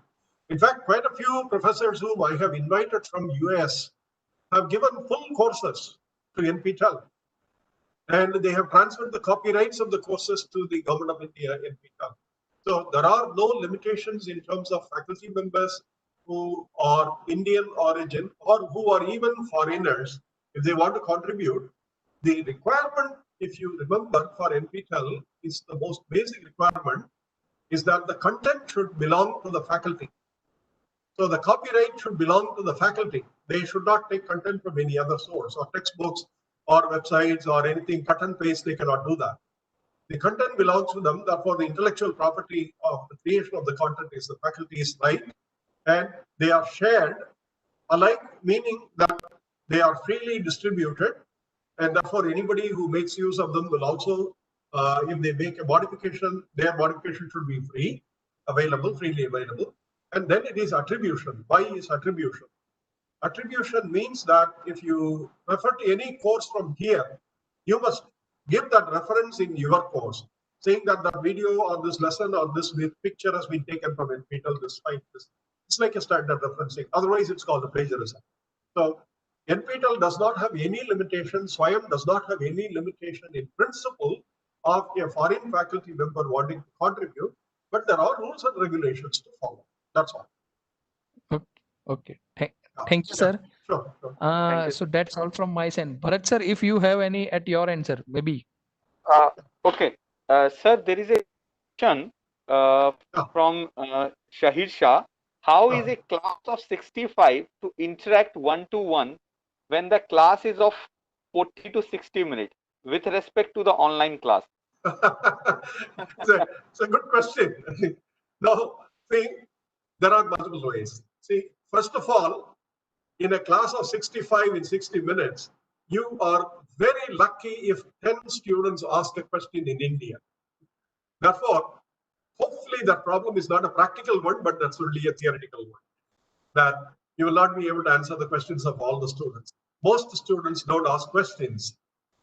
And most students wait for some student to ask a question, and then they say, this is what I wanted to ask, but he has asked anyway, the answer is that. But an honest answer is, in an online class, if it is more than 20 or 30 people directly interacting face to face in a screen, then no, you cannot interact with them. So what is the mechanism? That is why we have discussion boards. That is why we have the chat boards. The students, while they are listening to, can probably put things on a chat.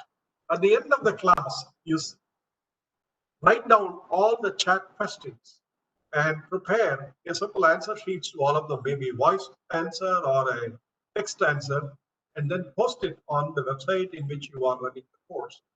There are no other better known procedures to interactions by students. Students wanting to get the answer the time they ask questions in an online class is usually very, very difficult, because if 10 students ask questions and you answer them, you also lose about 15 to 20 minutes of the class time. And then you say, I cannot cover the portion because students are asking too many questions. That's not a complaint, but that's a fact. So there is a mismatch between the students' expectations of learning and interaction versus the teachers wanting to tell everything to the students and make them understand. The mismatch is addressed in the massive open online course format in two ways. One is you put the question on the chat board or on the discussion forum. If there are 8,000 students in the class, some 100 students or 200 students know a lot about this, they may start answering the question. You start moderating the discussions. So when you have large class, you break them into groups and you break them into moderated groups.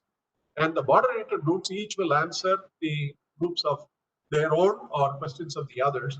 And then you see that if there is an answer which needs to be corrected or which is probably needs to be appended, you say, so and so has answered this question. Now I am the instructor. So and so has answered this question. The answer is partly correct. The remaining, which is important, is the following. Put it in the discussion board. There are no other ways for addressing a large class, even in the campus. Not only on the internet, but even in the campus, you would want the students to write all the questions and give it to you in a piece of paper. You go to your room, write down all the answers, and then the next day you post the answers. That's the only way you can do large class. Thank you, sir. Yeah. Sir, the way you are handling this class, this is a live example, because Yeah. you are handling like around 2100 in a That's one right. class. That's right. But you see, how many people ask the questions? Sir, we have lots of questions, but we are not able to ask all questions to you. With your permission, may I ask you another question, sir? Please go ahead. Please go ahead. I'm not worried about. Yeah. See, I'll tell you at the end. After this, I will give you an anecdote that Professor Anand gave. Yeah, go ahead. Yeah. Sir, this question is asked by how e-learning can be more effectively implemented in life science courses where practicals are integrated part of the course. This Okay. true for lots of different engineering courses also. Yeah. I mean, the same thing. Yeah. Yeah. This is true. See, e-learning is essentially, from most of what you can, it is a theoretical learning. It is not a hands-on training. It is not a practical learning. See, you may say there are virtual laboratories. The best example I am told often is the flight simulator. The flight simulator is one of the most expensive and one of the most complicated the simulators, where the pilot learns about 80 to 90% of all the things he or she should learn in the plane management. But they have to sit in the plane with a co-pilot and actually run thousands of hours before they become confidently pilots. Therefore, hands-on training cannot be replaced by any means at this point of time. Now, how do we make e-learning effective? What you do is, whatever courses that you can offer in theory, you can always offer them online with all these discussion boards. And you might schedule all your online classes, that is on campus classes, the laboratory training classes, in such a way that the students come to the campus for maybe 15, 20 days. They do all the workshop experiments in those 15, 20 days. They do, in the morning, they go to the workshop, in the afternoon, they go to another laboratory. Usually you have one workshop class every week. You have one laboratory class every week on each subject. So you can bring them all together so that the students spend some more time. You can offer this degree program to a large students outside of your institute, but schedule them to visit your lab or another place which has an equivalent lab by some agreement, so that the students actually visit the lab, they do all the hands-on training, all the online training. If you think that this is difficult, please remember IIT Madras mentored 3 IITs, and all the other IITs also have mentored multiple IITs. Palakkad IIT, the IIT Tirupati, and IIT Hyderabad. What did we do? We asked the students at the end of the first year, when they joined from Hyderabad, to come to IIT Madras for about 15, 20 days, stay in the hostel, do all the workshop training. And likewise for Palakkad. Therefore, there is no replacement of online, there is no replacement of the hands-on physical training by any online method. We don't have enough such simulators at this point of time. We have only theoretical and practically what are called interactive simple simulations. It is necessary to visit a campus. E-learning alone cannot give you at this point of time an engineering degree or a medical degree or a biological or chemical sciences degree. You have to go to the laboratory and smell hydrogen sulfide in order to understand what chemicals mean. You have to smell amino acids. Right now, I think that process is not so clear in the computer as of now. Therefore, it is important. Laboratories are important and they cannot be missed out. E-learning is a component, it's not everything. Yeah, thank you, sir. Yeah. Sir, there is a one Go question. ahead. No, go on. I'm okay. Go ahead. Yeah. Saxena. Yeah, one Garima Saxena. Like, what Yeah, is the please go on. benefit of doing? And sir, my voice is clear. No, what is the benefit of? Yes, sir. What is the benefit of doing NPTEL courses by faculty? By faculty, okay. Yeah, I that have is what I he have was. listened. Okay, the benefit of listening to faculty members, you are looking at a person who had got the most benefits. You know, 20 years, I'm listening to faculty members about how to teach and what is the best way to teach. Now, I'm not talking about contents, but generally, but I'll come to the contents in a bit. It is important to interact with faculty, and we are not trained to teach. See, the higher education teachers do not undergo education, B.Ed degree or M.Ed degree. We are not required to take that before we go to the schools to teach. The education, B.Ed and M.Ed teaches pedagogy of how to handle children and how to bring them together, how to give the Bloom's taxonomy based lessons of the 6 types of the way that the students have to be taught, the pedagogy. We have not taught that. We have taught the subject. We have handled the research. And then we come up to the students who are from high school and we tell them how much we have enjoyed. See, for example, in my subject, how much I have enjoyed spectroscopy, how much I have enjoyed book theory, and so on. The students are not there to enjoy what you enjoyed. They are there to learn. Therefore, the whole point of the issue is, you see, now it's a bit difficult for me to say this. Uh, the exercise is not about that. The exercise is about faculty members wanting to learn something more in their own area, which they never had a chance to do that in their course. For example, one of the best things I claim I have done in NPTEL, one of the 2 or 3 things that is my own effort, is one, I put the entire thing in the YouTube despite objections by some of the IITs in the beginning. I somehow managed to get the permission from the IITs despite unwillingness from senior people that YouTube should not be used. It's an entertainment medium. Education content should not be there and so on. But we argued that there was no other way to reach out to a large number of people.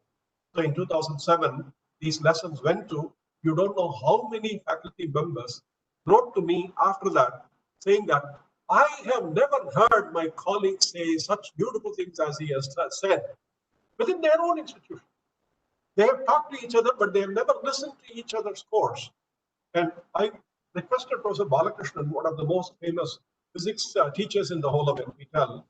I asked him one day to record his lectures, I think around 2005 or 6. And Balakrishnan looked at me with a little shiver. He said, "You want me to record lectures?" No, no, no, I can't stand a camera. I don't like to see myself in the camera. But then I told him, Professor Balakrishnan, you are physics, you are a theoretician, I am a theoretician in chemistry. I would like to listen to your lectures, but we both teach in the same slot. Your slot, A slot, you teach physics department, I teach in the chemistry department. I can't listen to the lecture. Why don't you record them? I will listen to it later and I will see how it's benefited and so on. And then after some time, he convinced himself with other students also telling them, and you don't know how much I have learned by listening to some of his lectures. So if you want to learn, there are so many avenues and so many courses in NPTEL. So the question is, what can they benefit? The question is not that. The question is, how much more can I benefit from what I have not had until now? And how much more can I contribute and learn, not only from NPTEL, but from the other courses like the MIT courses, the Stanford courses, and so on. Many of you may not remember a person called Walter Lewin, who was a very famous MIT teacher in the early days in the OCW courses. His lectures are even today classic lectures on elementary physics. He recorded his classroom into the videos.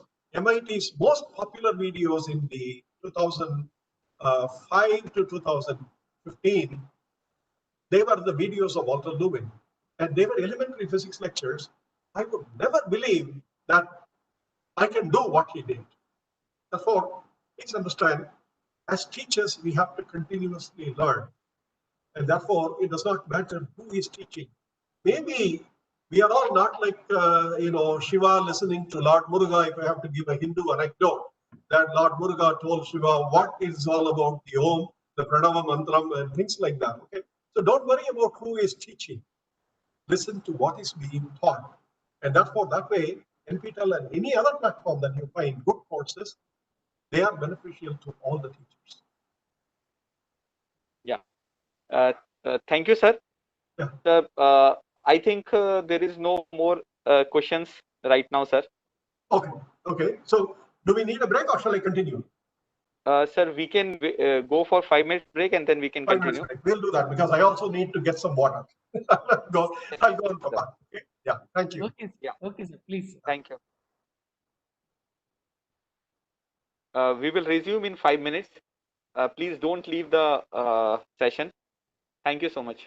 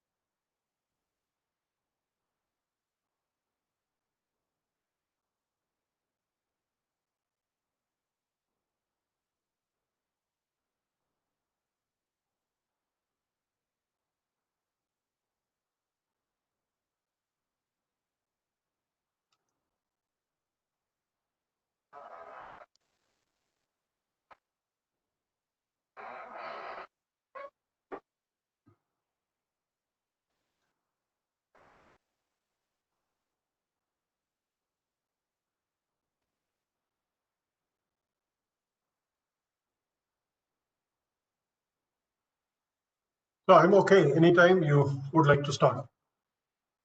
Sir, we can start, sir. Okay, so thank you. That was nice that you had thought about some of the issues on related to NPTEL and education. Please think about them. Hopefully, I will soon have a forum opened up, and in that forum, questions can be asked and people can continue to contribute different processes and so on. I think I want the largest number of teachers to participate in that to evolve the new educational policy and the implementation of those things, as well as our teaching subjects to the individuals. Okay. Now, here, this one slide or two slides I have on what are called the pedagogical. Essentially, these are for children and school going and probably pre-adult period learning, and then the andragogical, which is essentially adult learning. Okay. The two pioneers in coming up with the modern definition of both the pedagogical and andragogical methods are Professor Benjamin Bloom and on the educational taxonomy and pedagogy, and Professor Malcolm Knowles from the andragogy methods or the adult learning methods. I will have, I think, only one slide if I remember. Yes. What is it that we achieve in our education at the adult level versus the education at the school level? This comparison is important because we still are in the pedagogical design in our engineering program, which should move towards the more self-directed learning. So let me read this out slowly. In a pedagogical process, if you remember, let me go to this, the website, you can see in one of the websites, okay? If you type Bloom's taxonomy,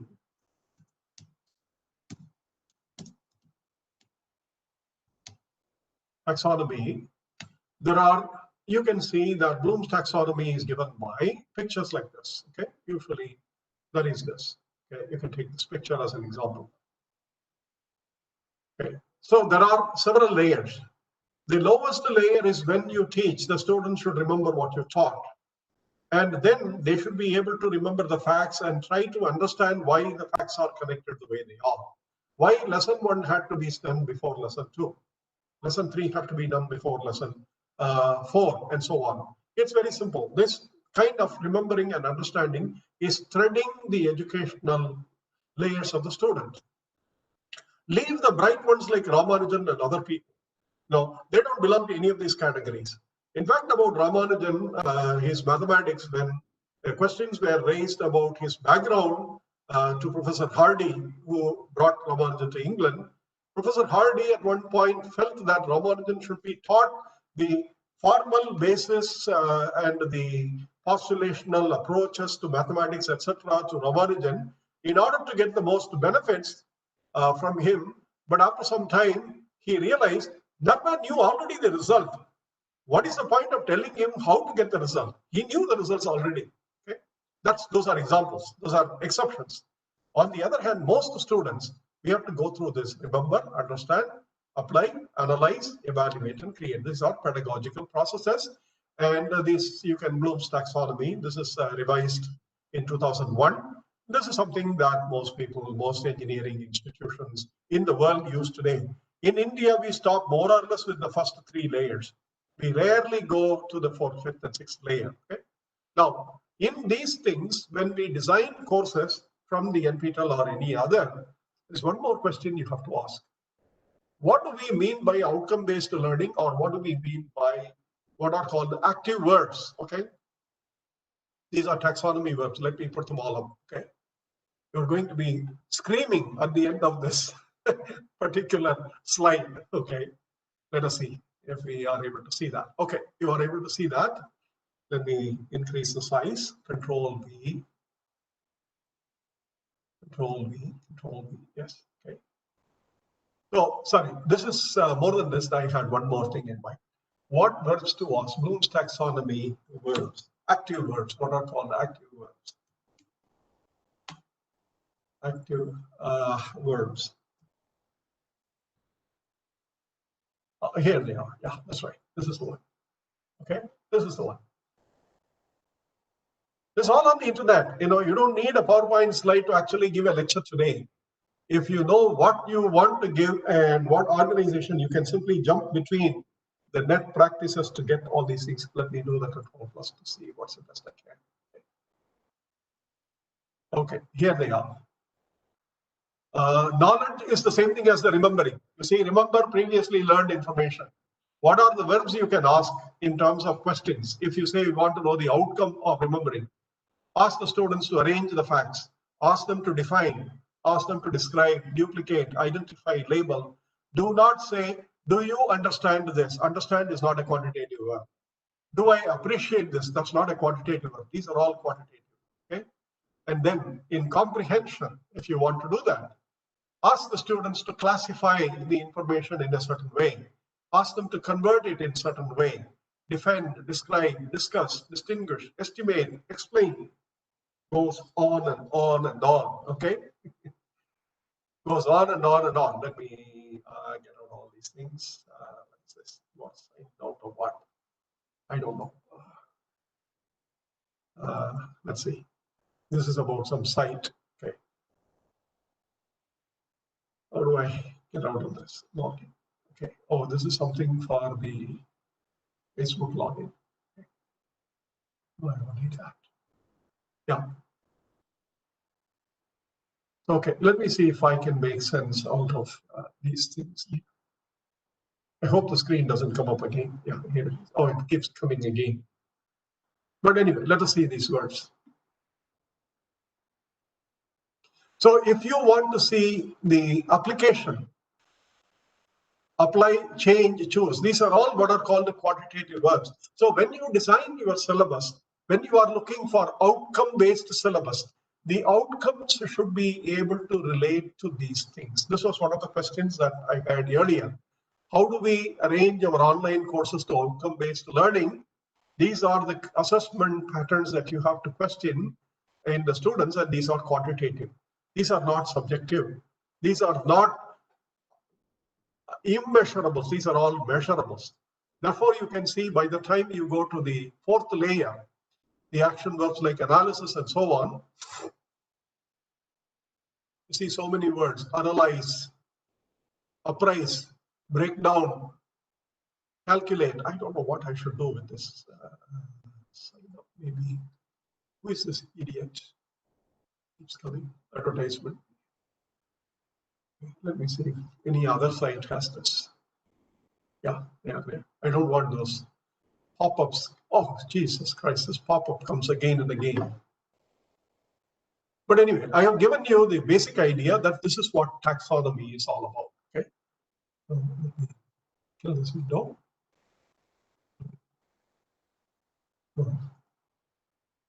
What is the andragogy? Let us look at that.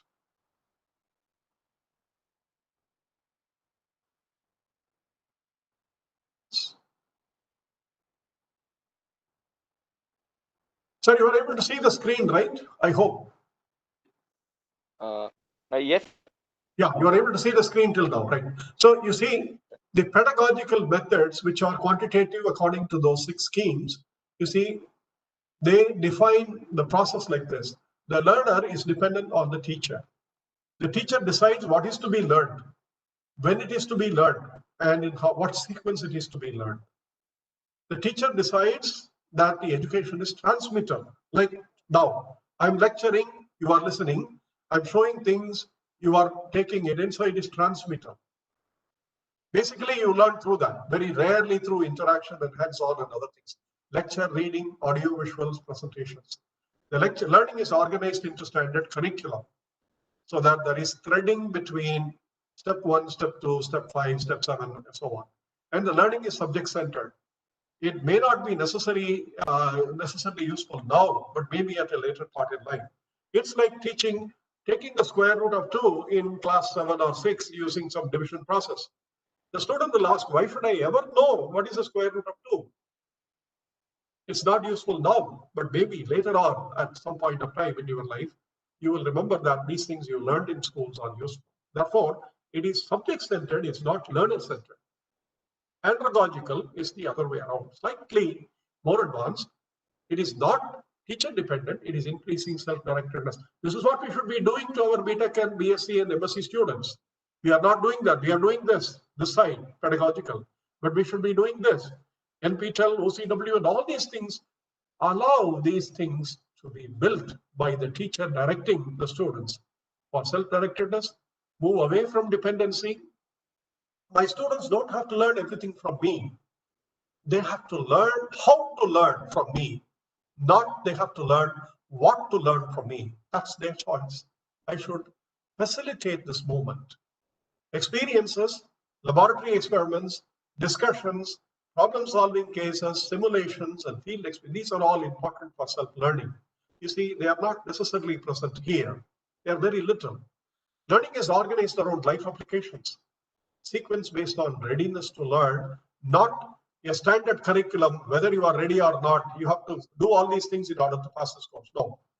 Here you learn at your pace and your willingness to learn. Learning is competency based. At the end of the learning, what competency that the student has built. Therefore, competency development categories are all organized and learning is based on that. So you see, this is the fundamental difference in teaching learning experience that can be built and enhanced by the technology enhanced learning TEL. Technology enhanced learning TEL is essentially this, enabling the learner and you not being a teacher, but being a guide and a facilitator for the students to learn. Of course, you have quantitation, you have assessment and other things. They are part and parcel of everything, but the very idea of technology enhanced learning, when all of us sat together in 2003, in fact, 1999 was the first year NPTEL was discussed by the 10 of us, 10 institutions at the time. 5 IITs were there and 4 IIMs and Carnegie Mellon University. We all sat together in the hotel room in Chennai and had a 3-day workshop. And that workshop was fortunately organized by me formally. I mean, I took part in running the whole workshop.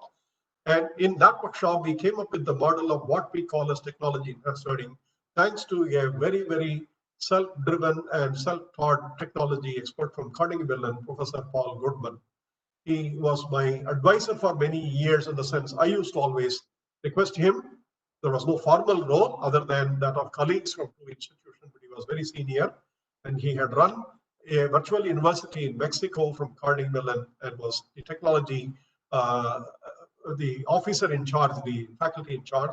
So he was very, very pleased to help us. And we designed the NPTEL process.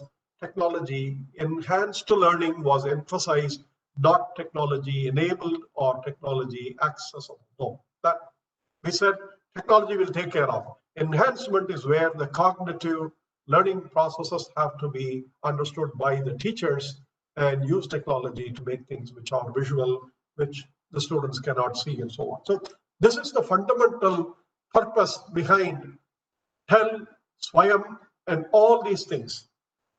Universities will not go away. Teachers will not lose their jobs.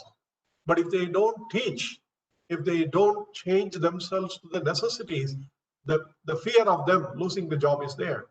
But if teachers adopt to new learning, and in India, we have at least 3 times more students that we are able to teach now are willing to learn.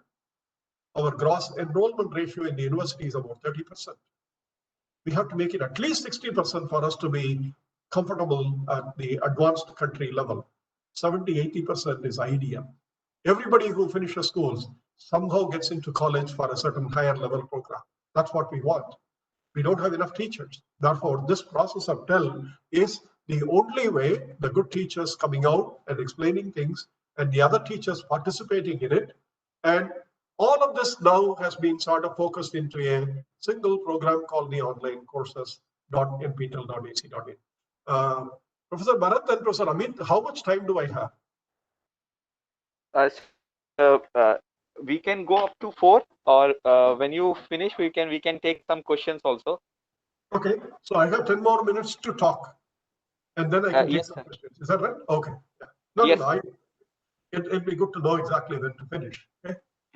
sure. So the online courses now enable all these individual activities of self-learning with the help of the mentors and teachers through what are called the course content video lectures. These are driven. So these are lecturing, audio visual. And then there are assignments and discussion forums which enable the students to do some things by themselves and discuss with each other. So they facilitate the learning process across the peer groups. And then the teachers come out once in a while as a hangout in order to facilitate the question and answer session directly with the mentor. And then the teaching assistants help. And of course, finally, there is a certification examination, which has to be there because our system needs to assess the students. And we have to place all the A grade students 4 years later to A, B, C, or D. I hate that process. I don't have a choice. Even today, examination is the last thing that I want to do to my class, because I know when I read the exam papers, I know how little I have communicated to my students of all the things that I wanted to do. It's there. It's black and white in front of you when you see what the students have written to the questions that you have asked. But some students surprise you. They've answered you beyond what you expect. And therefore, those are the students who comfort you to continue to teach all the time. It's not that I'm blaming the students. Our system forces all people to learn all the necessary things instead of identifying what the mind has to be consulted, the faculty on its own. You remember the second principle?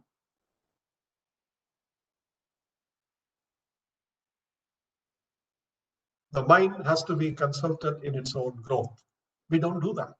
We have to do it. How do we do it in a country with 1.2 billion people and with at least about 100 million people in the educational domain? How do we do it? We have to use technology. There is no alternative to that, because we don't have a million doctoral candidates, researchers, teachers, etc. in the universities and so on. We don't have that. We need at least 10 million teachers if we want to be effective. 1:10. If you think about Nalanda University in the history, approximately 2,000 teachers were there in Nalanda University in the 6th century BC, where there were 10,000 students. The teacher-student ratio was supposed to be 1:5. There is no university in the world today which has that degree, that level of richness of academic expertise for the students. We are all 1:15 and 1 is to probably some large number. And behind that number, behind some academic number for AICTE to certify us. But essentially, we don't have that many students, that many teachers. Therefore, to enable the students to learn, technology and mentors are very much needed. So let me now go to that slide. Yeah. So what does the COVID-19 does, therefore? It forces institutions, all of you, me, everybody, to adopt, redesign, restructure, and implement online learning. You have to implement it. If you don't implement, you cannot give a degree. It's as simple as that. Therefore, you see that you have a large body of content already available to you. All you need is to assimilate some of them yourself and find out the relevant portions for you. And these are provided by SWAYAM, which is the one-stop national portal.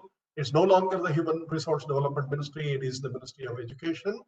And all contents are offered through this public license for all of you to redesign and adoption use as is. Okay? So NPTEL in engineering is approved, and you can see that there are other bodies which have approved the SWAYAM courses. The University Grants Commission has approved many courses. The Indira Gandhi National Open University runs the Distance Education Council courses in the open education. The national school boards and the state school boards for educational, they are all approved by the Ministry School Education Department. And the National Institute of Open Schooling runs a large body of courses for school education. And slowly we are moving into the health sciences, where hopefully Medical Council of India or an appropriate body will adopt these online courses as certifiable and as credit transfer worthy. Therefore, these are all things that we have to do. Statistics, we don't need to worry about. What are the important things that we need for online teaching learning and the strategies? Of course, we need systems which manage the learning elements. It organizes them like Moodle or any other online course. We have Brahaspati from IIT Kanpur that I am familiar with for many years, and we supported them as much as I could from the Ministry of IT, where I'm also a member of their e-learning division. We supported the Brahaspati, and Brahaspati is today used. And also there is another learning management system for online learning called the Bookit from Kanpur by Professor T.V. Prabhakar. That is also useful. So you can search for these things and talk to these faculty colleagues to implement them. And then we have the flipped or the reversed class method. We have the taxonomies in designing the content, outcome-based learning, and the curriculum is pedagogically organized, but andragogically applied. That is, you allow the students to learn by themselves, by training. And then through the educational social networking and designing the user feedback, we go back to this and redo this again and again. So this is a cycle in which the feedback goes into the design and taxonomies and pedagogy again. So this is a small cycle. Okay. Now, the flipped class is something that I want to spend just about 5 minutes. That's all I have. NPTEL can be used by the every one of you in this model. So let me explain. There are some references to understand what the flipped class is. This presentation, I will leave it with the organizer for, but it's part of the video. So if you download the video, you will see these things anyway. Okay. What we do is we pre-record the lessons, and which we are given to NPTEL. You may be able to use this as pre-recorded lessons and some in-class exercises, and allow the students to participate in the class instead of lecturing in the class. You tell the students to read these texts or listen to the videos before they come to the class. Sequence the videos in a certain way. Don't give them 50 videos. The moment they see 50 videos, they will not look into any of them. Give them 3 videos. This week, you have to finish this 3. And next week, you give them 3 videos. The moment they haven't done the last 3 videos and the next 3 comes in, they know they have to go running. They will do that. So small pre-recorded lessons, numbers. And the reason is the teacher need not have to conduct to the class, but the teacher can explain what is done on the video with problems and solutions and other things that the students have questions, and therefore can expand the topics of interest based on the learner's choices and abilities. Okay. Students who are not willing to work together, put them all together with 2 or 3 students who are very, very good as a group, so that the group drives, the dynamics drives the students to work together. Small groups are always important. In a class of say 60, find out about 8 or 9 groups of 6 people each and ask them to work together different types of problems and ask them to exchange between them. That's a better way instead of going with a textbook or a PowerPoint slide and standing there like a zombie. All of us stand there and we keep on flipping through the slide 1, slide 2, slide 3, and the student after some time just goes on and say, "Sir, please give me the slides at the end of the class. I don't want to listen to you now because anyway you are reading the slides." Okay? There's no need. Students won't say that, but that's exactly what they do when they sleep. Okay? That's exactly what they do. Therefore, that's not needed. Give the slides to them before and ask them to come to the class. It's about 60 people. You have nothing other than talking to the students. Even in an online class, you can do that. You say, I've opened up the discussion. Whoever wants to ask the question 1, ask question 1. You're supposed to have read that. This is what is called flipping the class. You are reversing the sequence. Students are supposed to listen to you in the class and read things outside the class. Now you flip to the process, you reverse the process. They are supposed to read things before coming to the class and discuss things inside the classroom. Okay? There is a flexibility for everybody to learn. That's the outcome. I have done flipped classes for about 3 years for 2 of the most difficult courses for my MSc students. At least that's what they claim. Those courses are the most difficult ones, not because I teach them or anybody. They said the subject itself it's quantum mechanics and spectroscopy, 2 things. No chemistry student is happy with these 2 courses. Okay? Teacher can organize the course contents to multiple domains. That is, you can have easy lectures, you can have slightly more difficult lectures, and tell the students, whatever you can learn, you learn. And many of you must have noticed the cows. They don't eat all the time, all the way. Sometimes when it is available, they grouse all the time. They eat most of it. And after some time, they go back and just sit and relax. And then they regurgitate. They bring the food back and digest them slowly.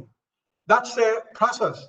We learn from the cows, collect all the information, read everything together, but afterwards you go back and slowly discuss these things and try and understand this. That's a very good example of seeing what things around us are doing. Students learn when they have the lectures in them. They learn when they want to. In the class, they are not coming to listen to you. They are coming to listen to their friends, their colleagues for discussions. They solve the exercises together. You give a class, as soon as they enter the class, I give them a quiz, 15 multiple choice questions, and maybe 2 problems. And I tell them, you can talk to anybody about anything. You can copy from the books. I don't care. But at the end of the class, I want the answers to all the 15 of them. Okay? And I'm not going to correct them. I can't correct 15 examinations. I'm only paid to correct 2 examinations and 1 final examination. So I'm not going to correct the 15 examinations. But what I will do, I'll collect the answers from all of them. Ensure in an Excel table, question 1, student 1 has answered something, you tick. You don't need to worry about whether the answer is right or wrong. Tick, question 1 answered. Have this. Return the question paper back to them with their answers, but you give your answer. You post your answers and tell the students, this is what I wanted you to learn. This is what you have written. Go back and compare. That you can do. You are basically solving 15 problem sets for your course. You are not correcting 60 into 15, 900 examination papers. Don't do that. That's a beautiful advantage of getting the students to participate in the classroom. And I tell them, you sit down and discuss. If not, you go to your room, copy, paste from your students. It doesn't matter. What is important is you read the question, you write something. That is a process of some small amount of learning that gets ingrained. After some time, you start asking. And then when you write absolute garbage in your answer, and the professor tells you that this is the answer that you have to, you start feeling worried about, okay, I don't know, why did this fellow write all these things? I copied from this fellow and it's all wrong. Professor says this is all wrong, so I can't trust. This is another method, okay? So I am about to finish, 2 more slides. Did the students approve all of these things earlier? No, they did not like it because they have to go do compulsory homework. And they don't like that. If you tell them you have to listen to 3 lectures before you come to the next week's class, they listen to it the night before the lectures and they understand half of it. They don't understand the other half and they come to the class. No, but that's only for 2 or 3 weeks. Because by that time, the smarter students are already answering, participating in the class, and the others are left behind. They are all in groups. So in a group, you see only 2 or 3 of them are answering, the other 6 are not answering. Then among themselves, there is this peer pressure to learn. They start learning. So 2 weeks later, about 35 to 40% students accept. 4 weeks later, everyone is serious about returning the in-class quiz and want the solutions because they know that the examinations are going to be based on this. So they all want the solutions. Midway through the semesters, backbenchers get into the act. In my courses, when I did this, virtually no one failed in the exam, even though the pass percentage I announced was 50% and not 35% like IIT is permitting. I said, no, I wouldn't follow that. And students started referring to websites for learning more content. They understand how to learn the topics on their own. And that's all that you have to do in your entire career of teaching. It is not what you teach that is important as much as it is how you teach the students to learn in their own way, in their own ability, on their own liking. I think batch after batch after batch, that's what you have to do. So let me stop here at this point of time. The rest of it is all details. This is the last thing I would like to post on. I do not miss this in any of the lectures I give. Professor Richard Feynman was the most famous physicist in the last century, both as a Nobel Prize winner in 1995 and as a very famous teacher in Caltech. The 3 volumes of lectures on physics by Feynman are very well known to most students. This is what he has to say. I think, however, that there isn't any solution to this problem of education other than to realize that the best teaching can be done only when there is a direct individual relationship between a student and a good teacher. A situation in which the student discusses the ideas, thinks about the things, and talks about the things. It is impossible to learn very much by simply sitting in a lecture or even by simply doing problems that are assigned.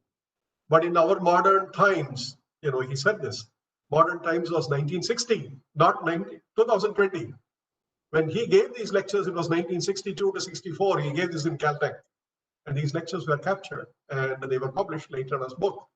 In our modern times, he had 180 students in his class. And he said he did not notice his students were slowly dropping out of the class, and teachers from his department and other places started coming into the class because they saw that Feynman was doing something very different. So the class strength remained the same, 180 people. But half the students had left and they have all become the faculty members who are in the department and other places started listening to him. What is important is, in our modern times, we have so many students to teach that we have to try to find some substitute for the ideal. Perhaps my lectures he talked about can make some contribution. Perhaps in some small place where there are individual teachers and students, they may get some inspiration on some ideas from the lecture or some ideas from the lectures. Perhaps they will have fun thinking them through or going on to develop some of the ideas further. Therefore, online, offline class, NPTEL, OCW, edX, Coursera, and name any other source, Stanford, Yale, does not matter. They are all providing probably good lectures that can make some contribution to the learning. And it is you and me who are mentors, who are in some small place as individual teachers with our own students. We get the inspiration from such large projects, and then we develop the ideas for our students to learn. And that's, in the end, is the sum and substance of technology enhancement through also teacher development, through mentor development. And therefore, the question that you asked, is NPTEL useful to me? I don't need to answer. I think you already have the answer to you. And I want to thank you all very much for the pleasure and the fun and the joy you gave me for sharing some of my views and ideas to all of you. I'm very happy to listen to your questions and any thoughts that you have. Thank you. Thank you very much. Thank you, sir. Thank you so much for your time, and thank you so much for sharing the understanding about the teaching, how the pedagogical and the andragogical that we go ahead, and the Bloom taxonomy that you have already explained us. And what I just bring out this lecture, that there is the slide which you have mentioned, that teaching is a short duration delivery, learning is a lifelong experience. Yes, that's really the need of the teachers should understand. Like, we all should understand the fact that the learning is a lifelong experience, and we always have to learn from each and everybody. So with my these views, I'm really thankful and pleased to have you here on this our program. So with your permission, sir, I have some questions. Sure, please do. Yeah, please. Okay. Okay. Okay. Thank you, sir. Sir. Amit, please take care. Okay, sir. Sir, Amit Joshi from MNIT Jaipur, sir. Yeah, please. Go Okay. ahead, Amit. Yeah. Okay. So, sir, the participant Anjali Srivastav and Karisma Desai, and hope there are many faculty. They would like to know that being from a other university, Yeah. and they want to offer any course in NPTEL. So, Yeah. what are the steps they need to follow, and what are the eligibility route for the same, sir? There are no eligibility rules. That's the first thing. One. What I have, in fact, I have done is I talked to 2 or 3 faculty members outside of the NPTEL in the early chemistry course related matters. And in fact, there is a faculty from Gujarat who had given the transition metal chemistry lectures, and they are part of NPTEL, and likewise some colleges and institutions. Now, the eligibility criteria, there is no eligibility criterion. The course that you want to teach for NPTEL or SWAYAM, for that matter, you must have taught the course a few times, and you have to have an academic degree and formal proof that you are recognized the faculty in the institution that you are in. But more importantly, look into what has been offered in that area in your domain in NPTEL or any other, Why do you want to offer the course on the same topic that was already discussed? What difference does it make to the students? What you want to teach? You have to do a write-up and submit these things to the local NPTEL team. But if you have a faculty colleague with whom you are familiar in the IITs, write to them saying that I am interested in offering this course, either jointly with you or with your input as a referee. I would like to be part of the NPTEL faculty and so on. There is a general platform. See, NPTEL does not offer an open platform saying anybody and everybody can do a course. NPTEL is a body which is peer reviewed. It's like you're submitting a journal paper to a peer reviewed group. If the journal doesn't accept, that may or may not necessarily mean that the paper is not very good. Another journal may be able to see a better view. But here, we don't have that. We have only one large body, NPTEL and SWAYAM. So you have to write to them. But it will be better if you are known, if you have established contacts with another teacher in that same area, with whom you can have discussions online, offline. Send the curriculum based on the ACTE or any of the topics and say why you want to offer this, what difference does it make, and then leave the NPTEL body to come up with the procedures and processes. There is no one forbidden, there is no selection process for the teaching courses. If it is a technology domain, NPTEL is involved. If it is an arts and science domain and humanities domain, UGC and the Consortium for Educational Communication is involved, CEC. You have to write to them. They are the national coordinators in the SWAYAM platform. So I'll just take 1 second to share the platform to you. Yeah, so let me close the slides. Okay. How do I do that? Yeah, sure. So there is a SWAYAM platform. Let me go to this www.swayam.gov.in. Okay. So you can send an expression of your interest. You can see that explore courses, national coordinators. So these are the national coordinators that you can see: AICTE, Consortium for Educational Communication, Indira Gandhi National Open University, IIM Bangalore, NCERT for School Education, NIOS for School Education, NITR, National Institute of Technical Teachers Training and Research. This is a faculty training institution, NPTEL and UGC. So any one of these, you can sign in and express yourself as a faculty who want to register, give a course. Then there are processes that you have to follow, and there is a peer review, and based on that, they will inform you whether you are part of it or not. No faculty member is either invited or said no. It depends on what they want to do and how they present themselves. It's open to all. Okay. Thank you, sir. Okay. Thank you, sir. Yeah. Just to add up that, sir, probably in a recently I have seen the call that probably NPTEL is not now also thinking about offering a course in a regional languages. So They are. probably They at are. that time there was a call that those who are familiar with the regional languages and whatever Yeah. the content is available on online, so Yeah. they want to convert into the regional languages. So Yeah. that way Yeah. also there is a contribution that probably the faculty can think about. Faculty can translate. Faculty can translate the individual web core, video course with the transcription. If they participate, there was a call from the NPTEL for all the SPOC and various faculties. If your native language is Hindi and you want to translate to these lectures into Hindi, what can be translated and what needs to be left behind and so on. This is a standard process. So this is another process where faculty can contribute. Yes, sir. Yes, sir. Yeah. Yes, sir. Thank you, sir. Okay, sir, there is another question from Tripti Malik.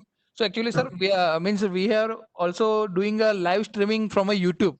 So there are That's few right. questions that I am taking from that. Please go ahead. No, please go Okay. ahead. So Yeah, yeah. Tripti Malik, he is asking that are there any course help in self entrepreneurship for life science students?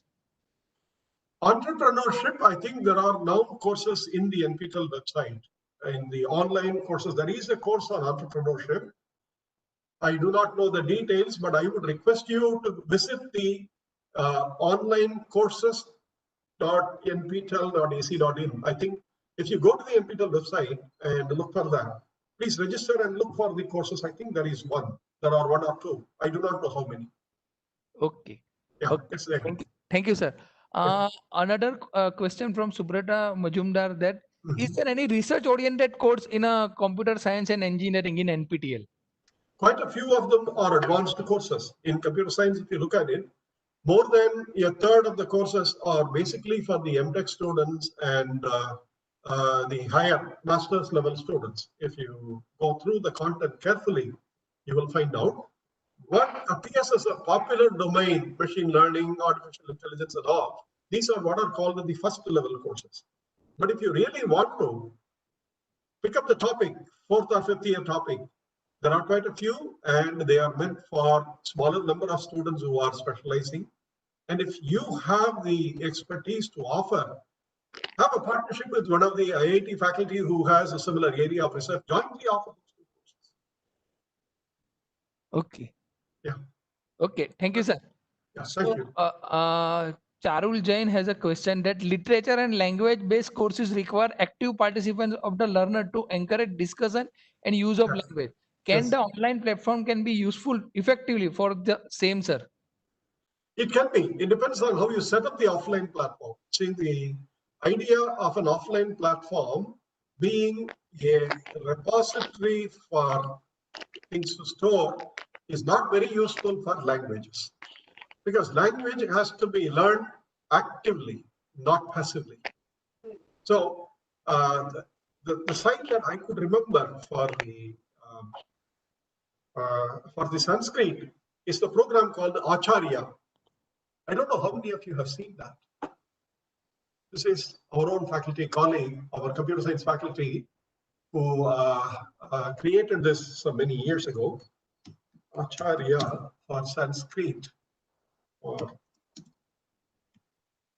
Sanskrit, S-A-N-S-K-R-K-R-T, Sanskrit learning. I think it is Acharya, if I remember. This is Learn Sanskrit through self-study. I think this is the one, probably. Okay, currently it is down, but this is Professor Kalyanakrishnan who created it, acharya.general.in. And this is the one. So here you will actually write. There is a facility for you to actually write letters to learn and to speak and to interact. I have not gone through the site in full details, but such things are slowly coming up. English language is something we all do this, but Hindi, if I have to learn Hindi very well, I have to do the way that the child does it with the NCERT textbook, that the Hindi textbook from class 1 to class 11, I must go through them. There is no alternative to that. So those things are now slowly being done through the NCERT and other bodies, but I don't have the details, the data with me. I would like you to look up, and if you find something interesting, please share with me also. Okay. But that's a very important point. Language cannot be learned as learning by reading on the screen and learning by memorizing and rote learning as well. Language is something that is based on interaction and explanation and correction and so on. Yes. Okay. It's Thank not you. easy. Okay, sir. In this course, we have many faculty who are from the actually medical background also. So Okay. one faculty is asking that she is from medical program, Garima Saxena, that Yeah. in the medical field, sir, only a small fraction of students appreciate the self exploration. Most of them want to a spoon feed. So kindly suggest how such a situation can be handled. I think she is wrong in saying that only medical students, small fraction want to. I think that's true even in engineering fraction. Is much more true in the arts and science fraction. See, learning when it is driven by institutions is not very effective. Learning when it is enabled for a self-driven individuals, that's the most effective. Therefore, even medical education, I would simply say, I would simply say, do the best of transmitting the knowledge and interacting with the faculty or the students. Please do not worry about the students who do not learn from you. Do worry about the students who are learning from you, and you make them better and you help them better. Those who don't want to learn from you, they have their choices. Don't waste your time on them. But if they want to come back and learn from you, help them. But if they are in your frame of mind and not the people who are learning in your class or learning from your lecture notes, you don't pay attention to them, the purpose is gone.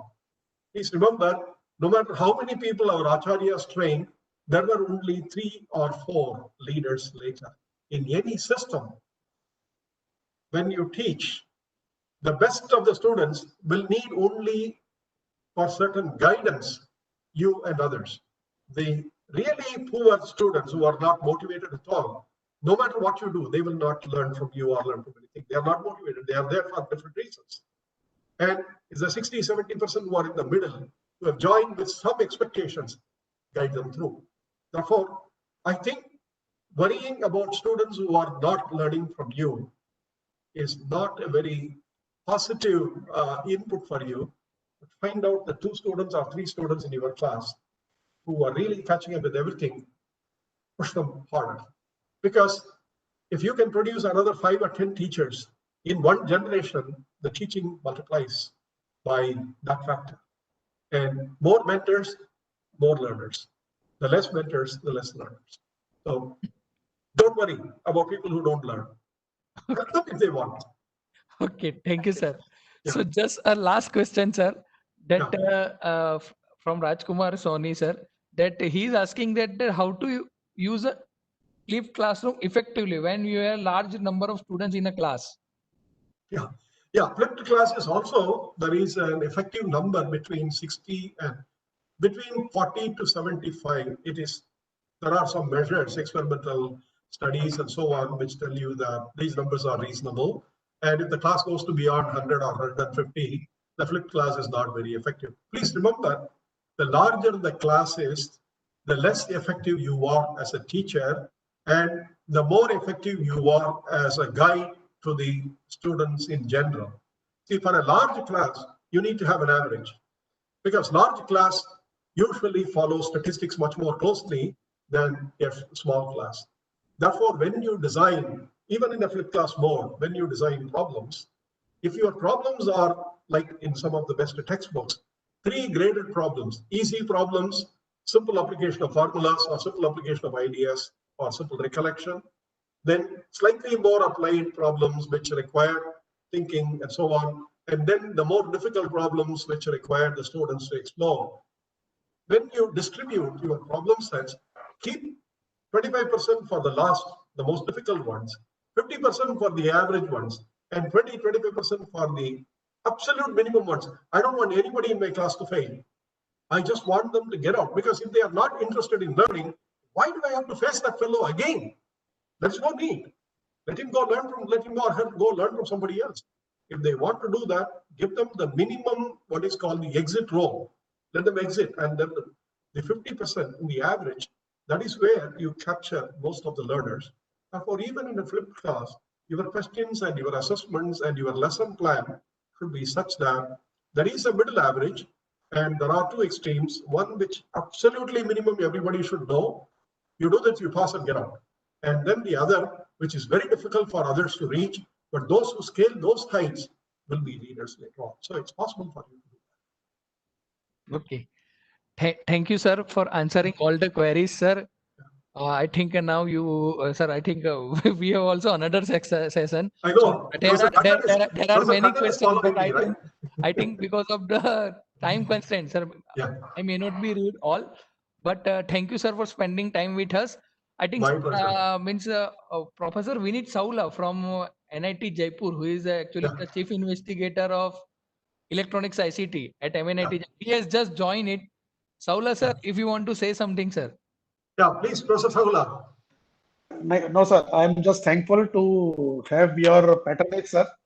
This is for our experimentation with a large number of participants. How do we can give them the best available? And we are very happy, sir, to have you here. And we just request you to keep your patronage continuing to us in future endeavors also, sir. Sir, I Thank you am very part much of the for your. ICT. I am part of your ICT Academy anyway. Sir, I know it. I know it, sir. You are in our steering board that way. Yeah, I'm part of the ICT Academy board. So Yeah, just to let other participants know, Professor Mangala Sundar K is actually in PRSG of this whole project, and he is heading one committee on AICT, which guides us for all the activities and the funding. Thank you very much, sir. Thank you. Thank you so much. Uh, thank you so much, sir. So, can I leave then? Yes, sir. Yes, Yes, sir. thank I you, think sir. you have the next speaker already aligned. And so, sir. I think, Professor Kannan. yeah, Professor Kannan, yeah. Please give my regards to him. I'll talk to him later. We both have something to discuss. But I have listened to him many times, and I believe, is going to talk about spoken tutorials, isn't it? And Yes, other solutions. Yeah. Please, thank you, participants. I wish you all the best. I hope there was something to learn and something to, you must give me back something for me to take home and see what are the things that need to be addressed better. Okay. All the best to all of you. Okay. Thank you, Thank sir. you. Bye. Thank you, Yeah. sir. Thank you very thank much. you, sir. Thank you Thank you very so much. much. Yes, yes, Bharat sir. Good morning, sir. Uh, hello. Yes, Bharat sir. Amit sir. Yes, sir. Sir has joined. Kannan sir has joined. I cannot see.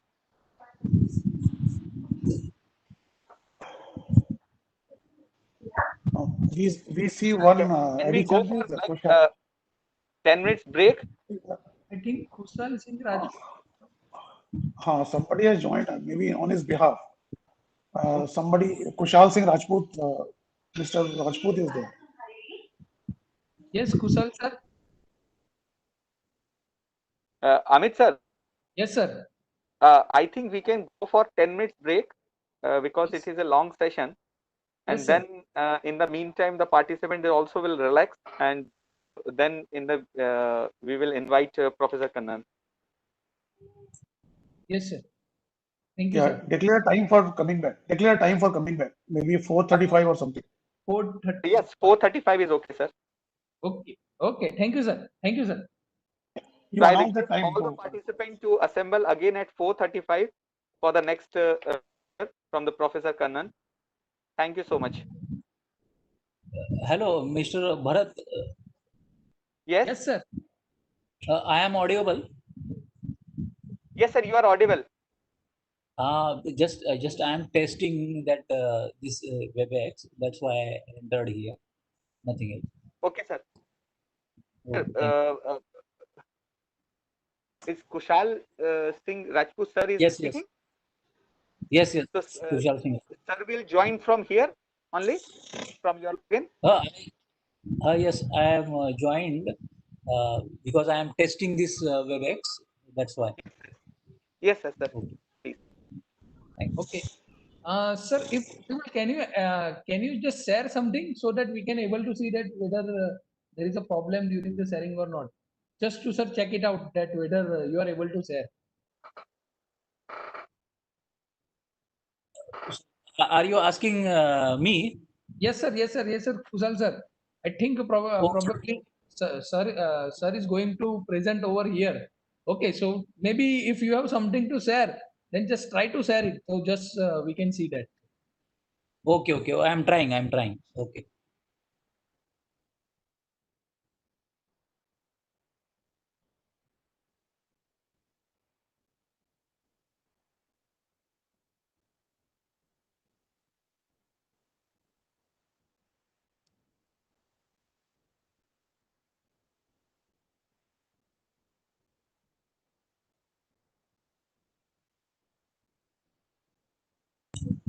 Hello. Yes, sir. No, I am not able to share because that share menu is deactivated from my side. 1 minute, sir. Okay. Okay, sir. Now I think, sorry, sir. I think there was a issue that I haven't made you presenter, but I think now you can able to share. Please Yes. just Now I am getting activated this menu. yes, Now I will try to whiteboard. Uh, yes, sir. It is visible. Whiteboard is visible. yes. Now thank you. Because Okay, I think tomorrow there is this, our session. That's why I am trying. Is okay. it working or not from my side? Okay, This okay, is okay, nice. okay, Okay, sir. thank you. Okay. Yeah. Dr. So I Amit, am leaving. Yes, sir. Yes, sir. So okay, thank you. Yes, sir. Dr. Amit, Yes, sir. just restart the recording. Sir. Just I will do that, sir. Okay, sir. Okay. Thank you, sir.